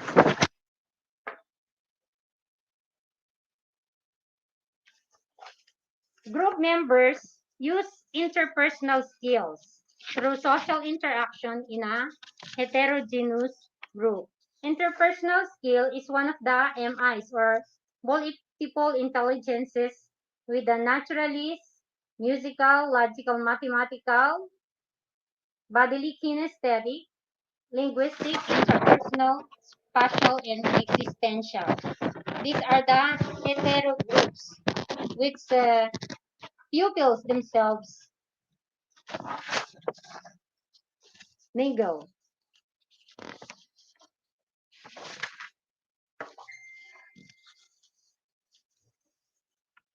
Each team members must be motivated, provide effective leadership, be able to make decisions, be able to build trust, communicate, and manage conflict. These are also part of social skills for interpersonal and small group skills.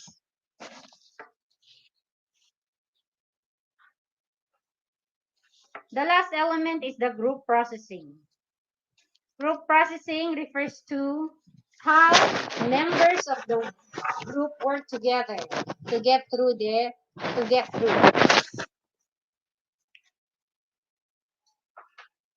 Group processing in cooperative learning has several purposes. This allows group to improve its work together continuously over time, focus attention on group members' contributions in order to increase individual accountability. That's why it's called group self-evaluation. In group processing, students communicate openly, freely, respectfully, discussing their concern. Maintain effective working relationship. Describe what member actions are helpful. Make decisions about behaviors to continue or change or discontinue. And process status of goal, achievement, and accomplishment.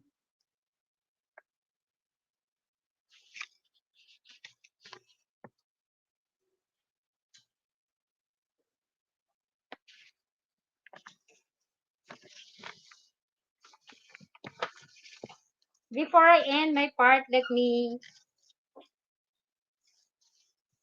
share this. Goals are pure fantasies unless you have a specific plan to achieve them. And teachers with goals succeed because they know where they are going.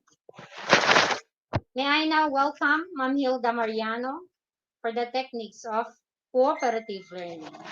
Thank you, everyone.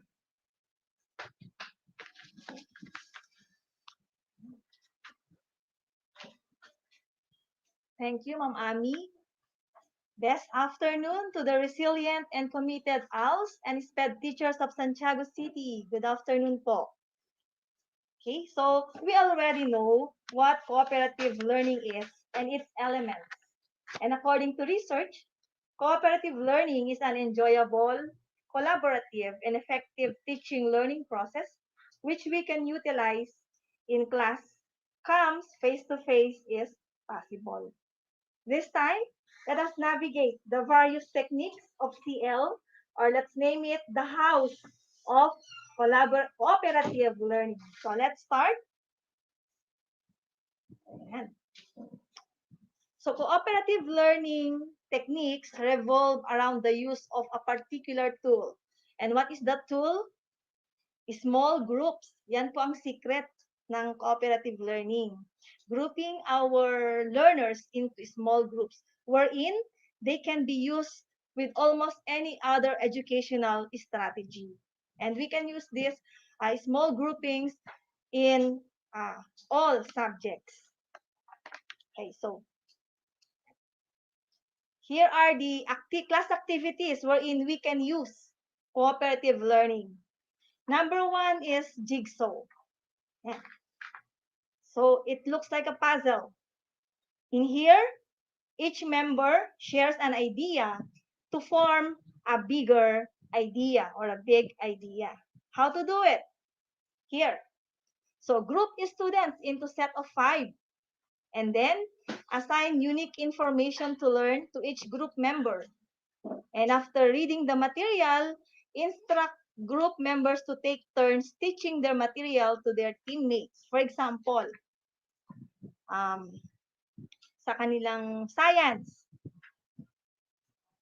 grouping of object. For example, ang topic ay about phases of matter. Oh. So, group 1 maybe will be assigned to what the different kinds or the phases of matter. Group 2, examples. Yan. Group 3, the benefits of those phase of matter in our lives. Yan po. So, after giving them their assignment, instruct the group members to take turns teaching what is their answer, sharing their answer to the group. So yan po ang jigsaw hanggang sa makabuo sila ng one big idea out of the small ideas of the group. They were able to come up with a big idea. So yan po ang jigsaw technique. Ayan. Number 2 technique, we have the think, pair, share. Ayan, para po siyang diad. How to do it? So pose a question and ask students to think about its answer. And then instruct students to pair off and take turns explaining their answers to each other. Students will spend a few minutes thinking individually about a solution to a problem posed by the teacher, and then discuss their ideas with a peer before sharing their ideas with the whole group.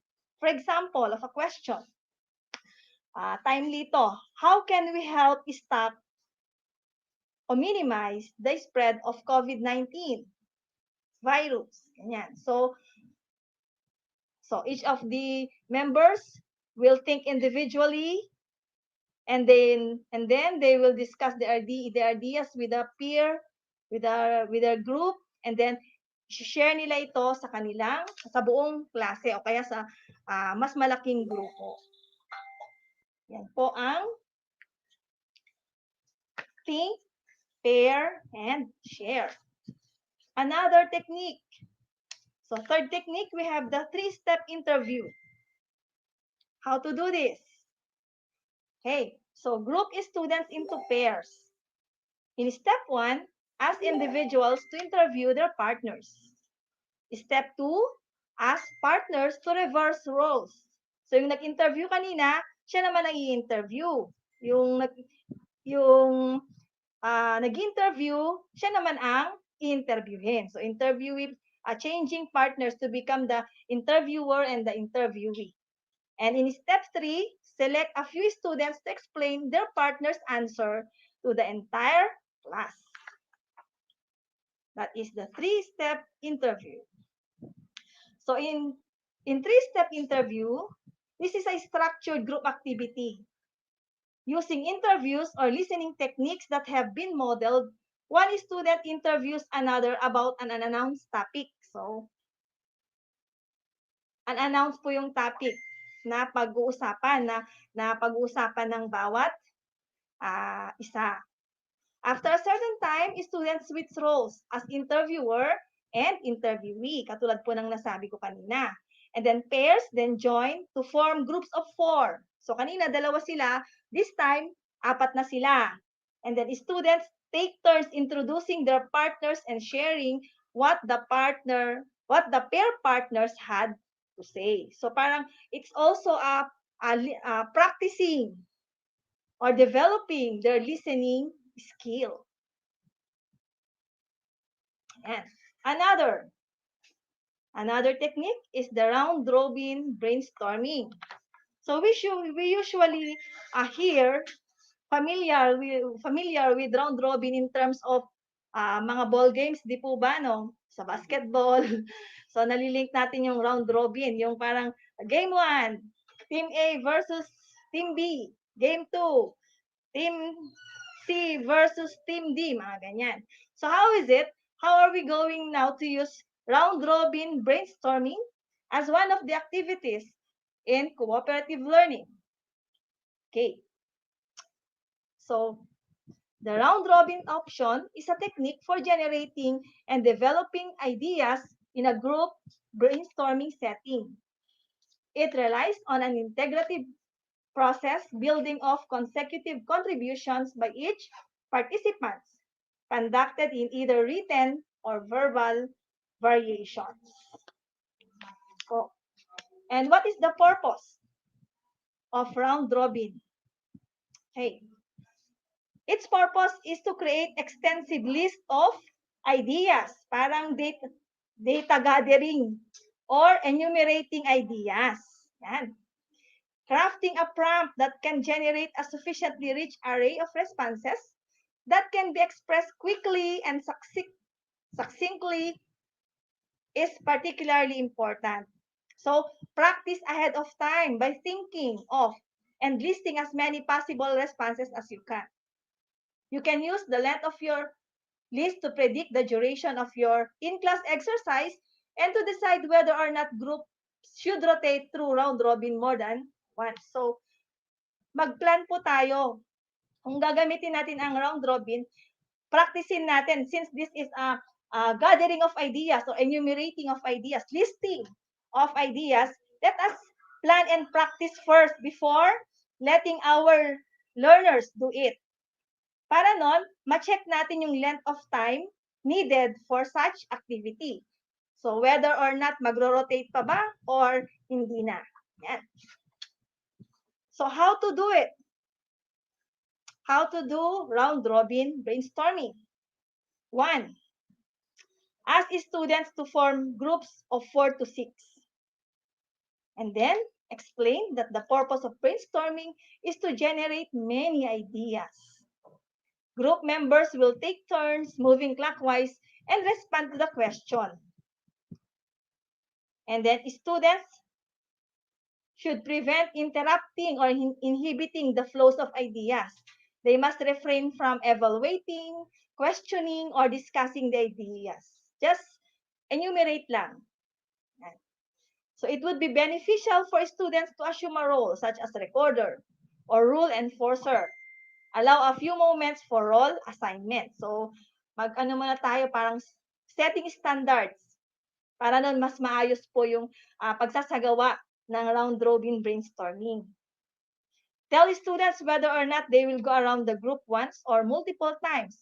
Announce a time limit and post the prompt. Yan. And then, ask one student to begin the activity by stating an idea or answer aloud. The next student continues the brainstorming session by stating a new idea. The activity continues, moving from one member to member in sequence until all students have participated. So yan po. How to do round-robin brainstorming. Example. Meron tayong example dito. This is a survey of international business. So Professor Mark Etting decided to use round robin to generate ideas and enthusiasm for a unit on risk analysis. Siguro, paanong risk analysis na itatayo nilang business? Ayan siguro. So he organized students into group of 6 and assigned one person in each group to be the recorder. He then asked the students to respond to the prompt. Identify a force that influences the competitive business environment. So students took turns responding, each student adding a new idea. So after groups had generated ideas for about 10 minutes, the professor moved from group to group, asking the recorder to share one new idea, which he then wrote on the board under the rubric of, is it under political, cultural, or social influence? So yun ang, ganon ang gagawin natin in round robin. Yan. So how are we going to implement round robin brainstorming in an online platform? So online implementation tayo. So an adaptation that retains some round robin characteristic is to use as asynchronous environment a threaded discussion. Yan. So sa asynchronous environment, pwede natin gamitin ang round robin brainstorming. But first, let us establish ground rules. Example of those are, number 1,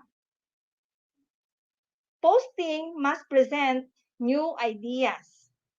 Number 2, student should not agree, disagree, or question what is already posted. So no giving of opinions. So just collecting ideas. Number 3, every student in the class or a base group should post a response before posting a second comment or response. So, dyan po. Pwede na po natin gamitin yan sa ating asynchronous class. Okay, so observation and advice. Round-robin brainstorming can be adapted to larger groups by dividing the total body of participants into smaller individual groups and having each subgroup develop a single idea. So the process described above is then conducted, and each subgroup either speaks in turn or passes their written response to the next subgroup. In the written variation of round-robin sessions, participant contribution can also be anonymized by collecting cards from the entire group at the same time, shuffling them and reading them one by one. So another techniques of cooperative learning is the buzz group. And how is this? So buzz means hum and group means group. So to say that buzz group is a group of reverberation. So parang small group discussion is one way in which to resolve the problem by looking at the different aspects of the problem and made an exchange of views on a regular basis and can be obtained a conclusion on the issue. So buzz group meaning reverberation, parang small group discussion. So what is the purpose of buzz group? So you can get a variety of information. So pupils will develop the ability to think and communicate. It also increases involvement and cultivates or strengthens cooperation among its members. Pupils or learners will also be trained to express their opinions on a certain topic. And of course, this can improve the confidence of the students. So, buzz group stages. So, ito yung dapat nating tandaan in conducting buzz group.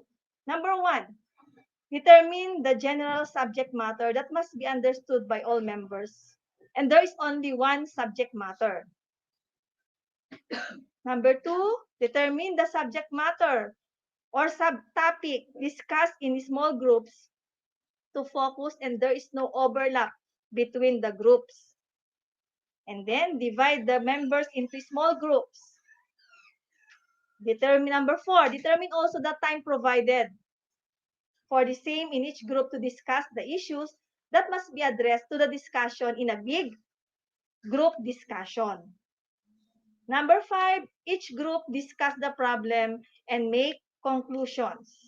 And number 6, the result of small group discussions presented in a large group discussion involving all small groups. And so the facilitator leads each small group leader to read the result of the discussion and request the approval of all members of the big discussion. So parang small group discussion siya, and then sharing it to the class, to the big group. Ito ang buzz group. Another technique is critical debate. So, tamang-tama po sa ating mga SpEd high. Pwede rin to sa mga ALS natin, yung magkaroon ng debate. Okay, how is it? Yan. According to Barkley, critical debate is a fairly complex collaborative learning technique and thus requires ample preparation. Critical debate is discussion between people in which they express opinions about some things.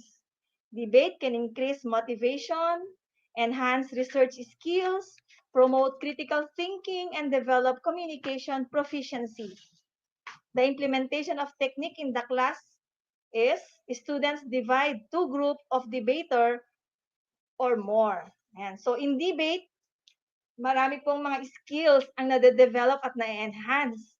Kasi in debate, you need to research. You need to research yung mga arguments mo na ipopost mo na para magamit mo para to win against your opponent.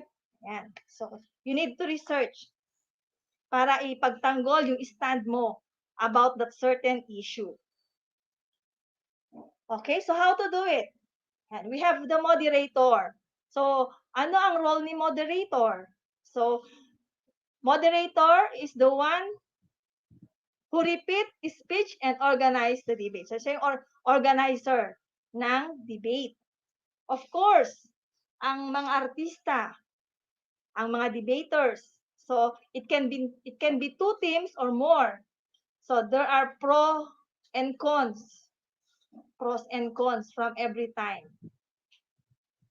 So, merong first speaker, second speaker, third speaker, or fourth speaker.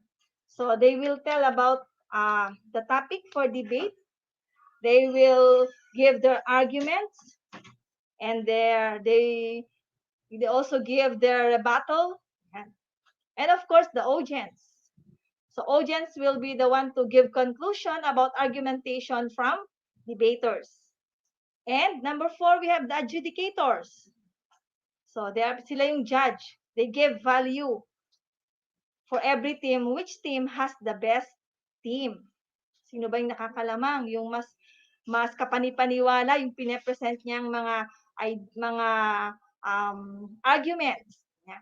And number 5, timekeeper. So, timekeeper gives reminder to speakers of the time given for them to rebuttal or defend their stand on the issue. So, yan po ang mga components ng debate. So, what are the expressions used when you give opinion in a debate? So, you will say, I feel that, I think that, my opinion is like this and like that. And when you give argumentation, I agree because according to like this and like that. Ganyan. I disagree because yeah. So you give your you give your reason supported by your research. Ganyan po. I absolutely agree with. I'm sorry, I disagree because. Yan. So yan na po yung mga expressions used in a debate scenario.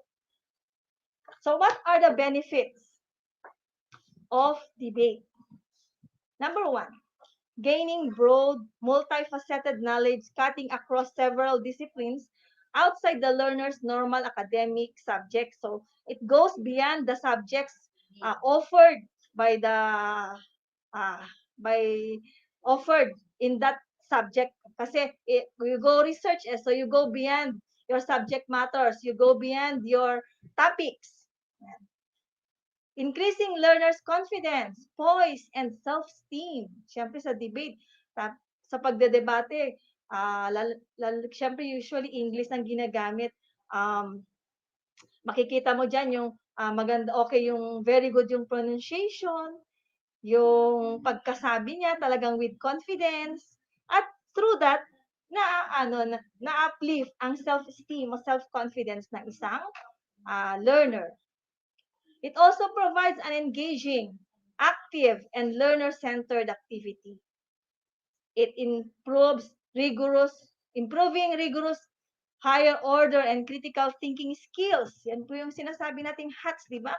We need to enhance the higher order thinking skills of our learners. So ito na po yung isang way on how to develop it. And fifth, enhancing the ability to structure and organize thoughts. O yung tinatawag nating coherence o yung kawing-kawing ng idea, yung paragraph 1 ay related dapat sa paragraph 2, may coherence. Kung may patutunguhan yung sinusulat na topic o yung sinasabi ng speaker. So dapat may coherence. So that is organizing thoughts. Yeah. Another techniques in CL is talking chips. How is it? Dito, talking chips is one kind of collaborative learning technique.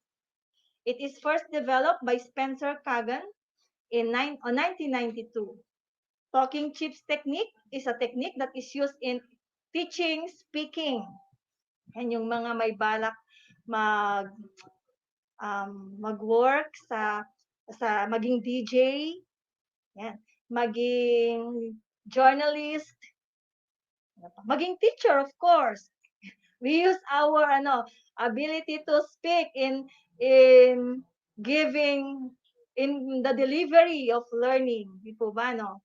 Ayan. So this technique can make all students taught in the class active in speaking activity. Ayan. So how? The house of talking chips. Number 1, the students are divided into several groups and all members in each group are given chips. Kung walang chips po, pwede nang, ano ba yung available na material sa classroom? Pwedeng ball, ano pa? Yung ating mga flashcards. So the chips are given to the students to be used every time the students wants to speak. Every time the student has spoken, he or she has to put the chips in the middle of the table. So parang nag-group yung mga bata, nasa isang table sila. So per group, isang table, per group. Yan. So lahat sila may hawak na chips. So every time na magsasalita sila, ilalagay nila yung chips in the middle of the table. So if the chips are over, he or she is not allowed to speak until all members' chips are also over. So parang lahat sila will be given an opportunity to speak about the topic. So the students will be given the chips again if the discussion in the class is not yet finished. Ano, kung hindi pa tapos, o ibalik ang chips sa mga members and then mag-share ulit, lagay ang chips sa gitna. So talagang it's really a speaking engagement activity. Ayan. What are the advantages of using talking chips? One is each student has positive dependency. Students involved in planning and managing the class. There is also recognition in responding the differences of individual. So makikita mo, how do you spend your summer, your weekend? So iba-iba. So makikita mo yung individual differences ng mga bata, di ba? In terms of economic, in terms of experiences, how do they spend their weekends or vacation? Yan. And then the warm relationship and friendly atmosphere among students and teachers are being nurtured. And the class atmosphere becomes relaxed and pleasant. Ano yun naman yung mga disadvantages of using talking chips? Number one, not all of the concept can be revealed in using this model, talking chips. Okay, and then the management of the time during the preparation and implementation should be considered to improve the quality of learning, especially in the establishment process of the student's knowledge. So, talking chips was a learning model that is interesting, but it is hard enough in practice because it requires the preparation. The preparation is quite hard. Besides, the teacher is required to oversee each student who in the class. Who is in the class? It's hard enough done, especially if the number of students in the class is too much or meron kang big number of students in class, medyo challenging ang paggamit ng talking chips. So, better siya sa mga smaller groups, sa smaller number of learners. So, yan po, ang different techniques in using cooperative learning, isa-isahin po ulit natin. Number one, we have the jigsaw. Number two, we have the think, pair, and share. Number three, the three-step interview. Number four, yung ginagamit sa basketball, round-robin brainstorming. We also have the buzz group and the critical debate. And the last one is the talking chips. So hopefully, natuto po tayo sa different techniques and let us utilize this in our classes comes face-to-face is possible. So thank you so much. And to tell us more, hindi pa po nagtatapos ang aming session. To tell us more about cooperative learning and collaborative learning, may I give the floor to the brilliant school head of Abra Elementary School. Let's welcome Ma'am Marjorie Pilon.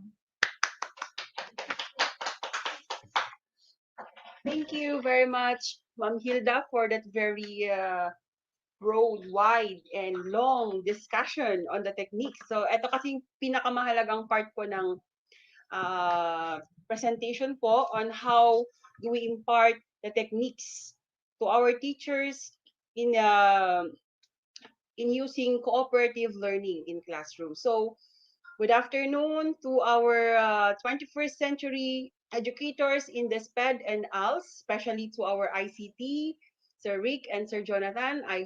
Parang narinig ko po kanina si Sir Jo dito. So, best afternoon po to everyone. Now, ang part ko lang po is magko-closing, char. It's already 5 minutes before 5. So, I hope I could elaborate, clear my part in discussing the difference between cooperative and collaborative in just merely siguro 15 minutes. Okay? So, there are other names for cooperative learning, and here are some. Cooperative learning, sometimes called collaborative, reciprocal, collective, study circles, learning communities, study groups, peer teaching or learning, and work groups. Now, okay. So before we discuss cooperative and collaborative learning, may I just may we just discuss the difference between collaborate and cooperate. Sometimes collaborate and cooperate are quite close, but at the same time they are different. So let's understand the difference. When you say, what does it mean when we say collaborate? When we say collaborate, to work together to produce or achieve something. So that's collab or collaborate. It means when you collab, you work together in a project, maybe, or in an assignment.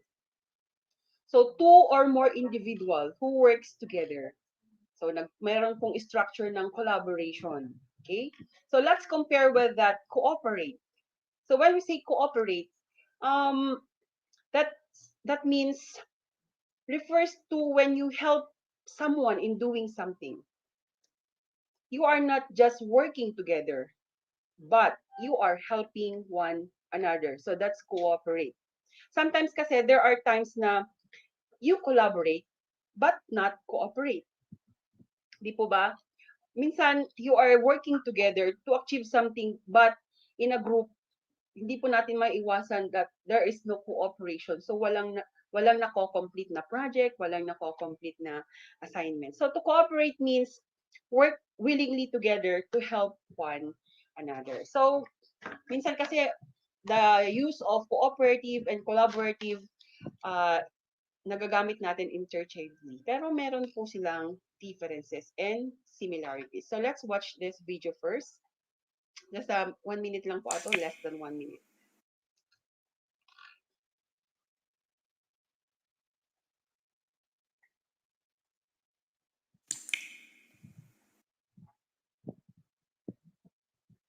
The difference between cooperation and collaboration. Cooperation begins with mutual respect, while collaboration begins with mutual trust. Cooperation requires transparency, but collaboration requires vulnerability. Cooperation includes shared goals, but collaboration includes shared values. Cooperation is independent, but collaboration is interdependent. Cooperation is often short-term, while collaboration is often long-term. Cooperation involves the sharing of ideas as a group. However, collaboration involves generating entirely new ideas together. Both cooperation and collaboration are vital for creative work. Collaboration without cooperation can lead to groupthink, but cooperation without collaboration can lead to disunity. However, collaboration plus cooperation means deeper work, more innovation, and better quality. Okay, so I hope nakita natin yung difference or similarities and differences of collaborative and cooperative learning. So sabi doon, collab less cooperative is disunity. Collab plus cooperative means more innovation, better work, and better quality. Okay, so let us discuss what is collaborative learning. So this is a student progress personally while collectively working towards a common goal.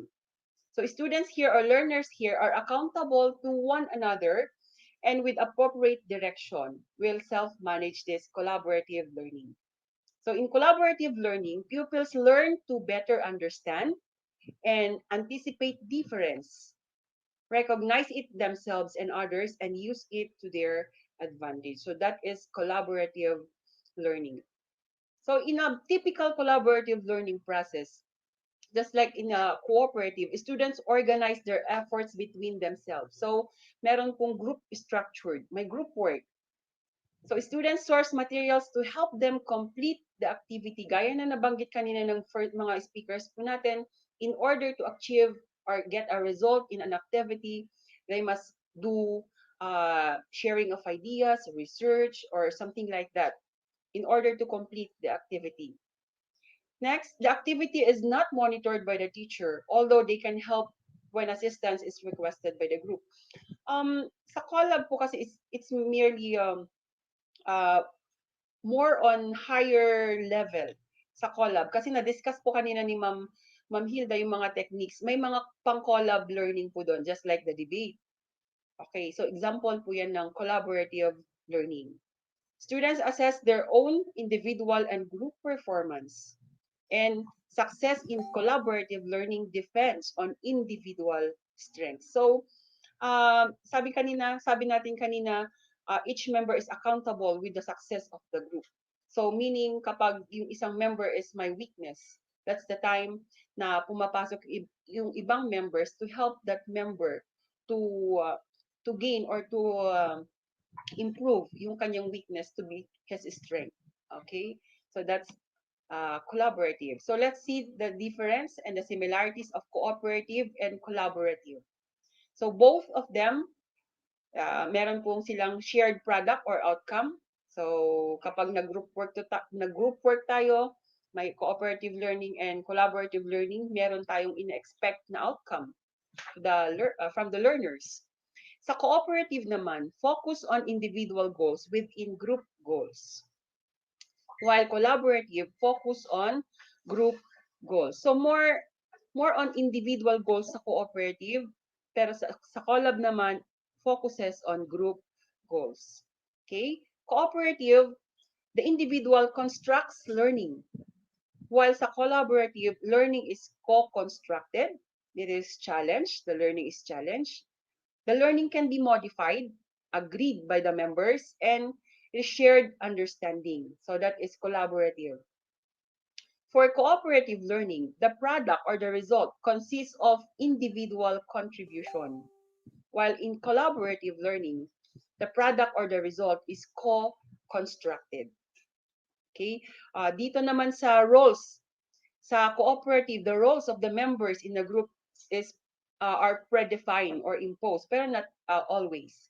In collaborative, the roles, the responsibilities of the members can be negotiated or agreed. Kasi doon sa cooperative minsan, okay, you are the leader, I am the secretary, the BCB, something like that.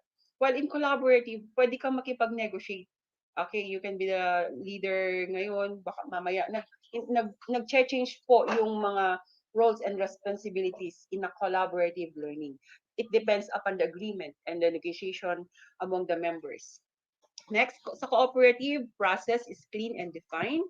Sa collab naman, process is fluid, responsive, and adaptive. And sa cooperative, ang focus po niyan is individual achievement. While they are working together, the focus of cooperative is individual achievement. While in collaborative learning, the focus is collective achievement. It is a group achievement. Okay. So let's see the similarities.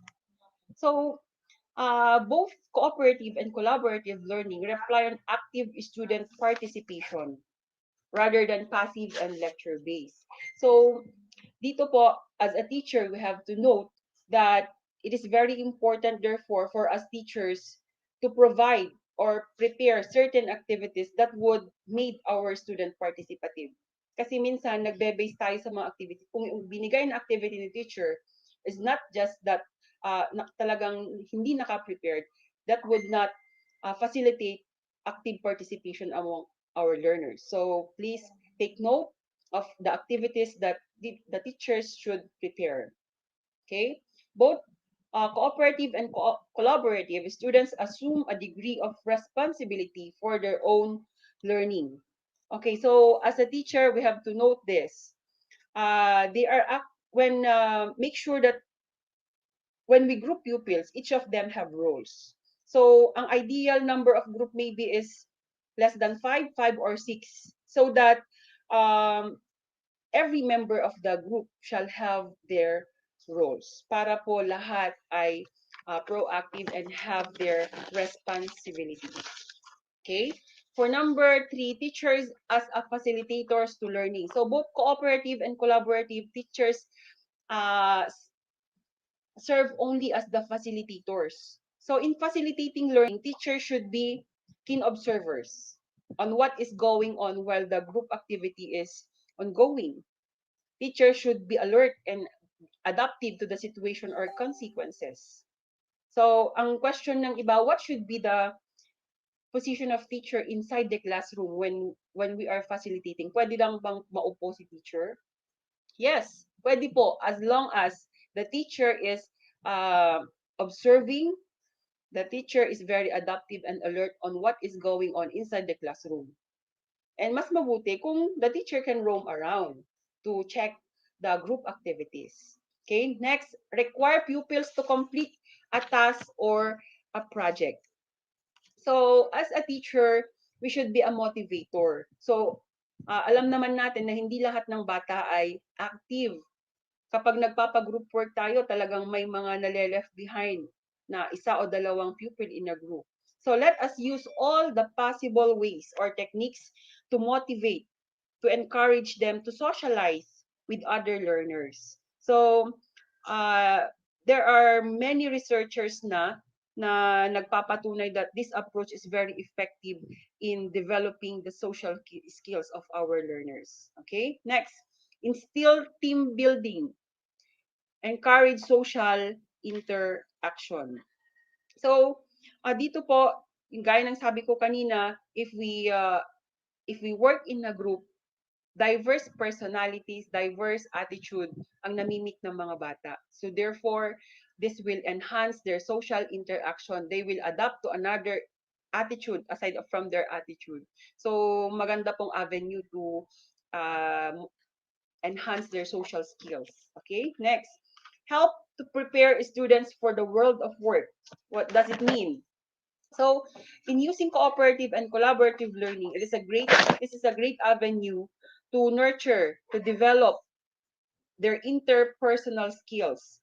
That participating in a group for a common goal can help them to face varied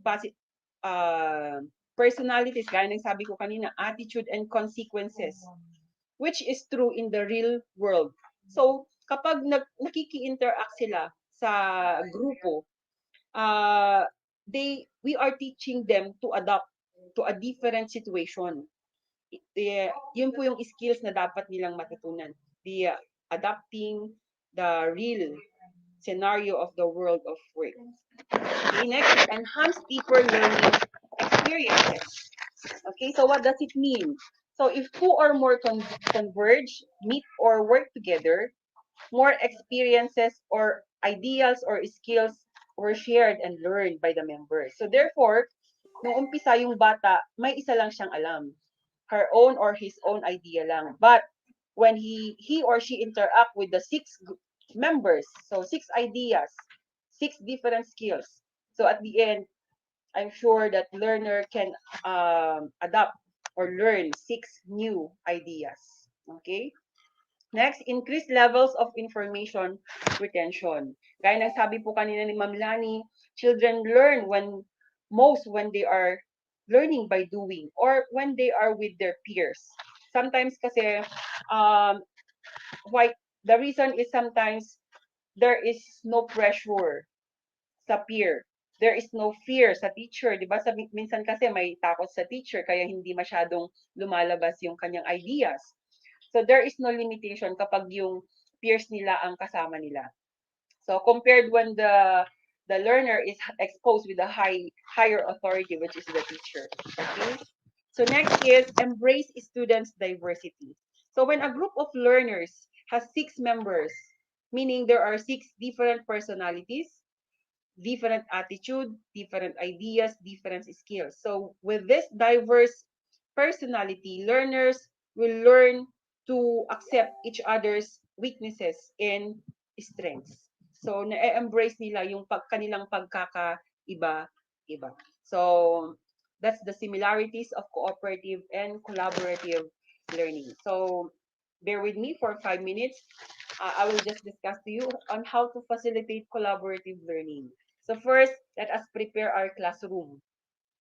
So parang sa daily classroom routine natin, we have to lay out our classroom in facilitating collab.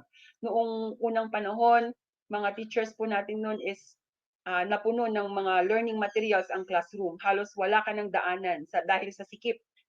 Pero in the 21st century environment or sa K-12 environment, nabago na po, di po ba? Dapat ang mga bata ay free to move around the classroom to facilitate learning. So, you have to prepare the classroom to successfully implement this kind of learning. Also, we have to prepare our students. How? Establishing group norms. So, sa umpisa pa lang, we have to give them the norms on how to facilitate this kind of learning. Maybe you can give them the 7 norms of collaboration. Bibigay ko po yon, just a review, yung 7 norms of collaboration. At the start, pwede nyo i-discuss sa kanila as to prepare them to do the collaborative learning. So, what are the 7 norms of collaboration? First, promoting a spirit of inquiry. So, you encourage all the pupils to ask questions. I would like to know more about, tell me more about. So, something like that. Next, posing. Give the pupils or learners to think for a while when you ask question. So, para po maging mas maganda yung idea na ma-harvest natin, try to pause. Huwag po yung agad-agad. Okay? Paraphrasing. So, kapag medyo inefficient yung sinabi ng bata, yung response ng bata, we don't need to embarrass the child. You paraphrase the question or the answer of a child for self-esteem, to build his or her self-esteem. Next is probing for specificity. Ano to? Asking questions to increase clarity and understanding. So, kung may vague something about the discussion, so you encourage to ask questions to clarify. Next, putting ideas on the table. So label the intention of your comments. So here's one idea, another consideration might be. So accept other suggestion. Number 6, paying attention to self and others. So watch for body language and check perception by paraphrasing and probing for specificity. And then the last one is presuming positive intention. So thinking in your head thoughts like, I am sure she didn't mean to sound charged when she said that. So always think positive. So yan po ang 7 norms of collaboration. So the benefits of cooperative collaborative learning. So medyo na-tackle na po natin kanina. It recognizes and understand and respect cultural differences. They will embrace the differences and weaknesses of each other. Again, performance in improve, that is a research base already. When we use cooperative and collaborative learning, this will improve the performance of our learners. Next, ano pa? Yung improve social skills. It is already discussed, providing a safe and structured space to interact with others. Again, confidence and self-esteem is emboldened or enhanced, improved, with the students able to recognize and value the importance of their contribution. Even the very shy type na bata, kapag yung kagrupo niya is nag-success, mabubus yung kanyang self-confidence. Next, inclusivity is encouraged. So there is no such thing as an average child. Kapag ginamit ang collaborative, cooperative method, this will allow the child to work to their strength. Nadidevelop po ang kanilang mga weaknesses into strength with the help of their members. Okay? So, with that, pakinggan po natin ang galing kay Dr. Spencer Kagan. Working cooperatively in teams is a wonderful experience for students and provides opportunities for students to develop social and life skills that will serve them well throughout life. And sabi naman ni Henry Ford, coming together is a beginning. Staying together is progress, and working together is success. So with that, with our team, we thank you, the ALS and SpEd group, for bearing with us and listening. We hope na marami din po tayong napulot, na realize, na reflect sa ating mga discussions about cooperative and collaborative learning. So thank you very much and best afternoon to everyone.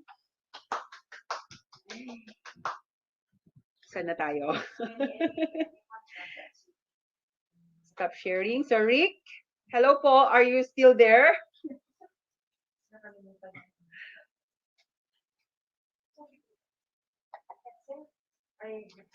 8K viewers na lang. Sige. Hello po. So with that, we say goodbye and see you again tomorrow.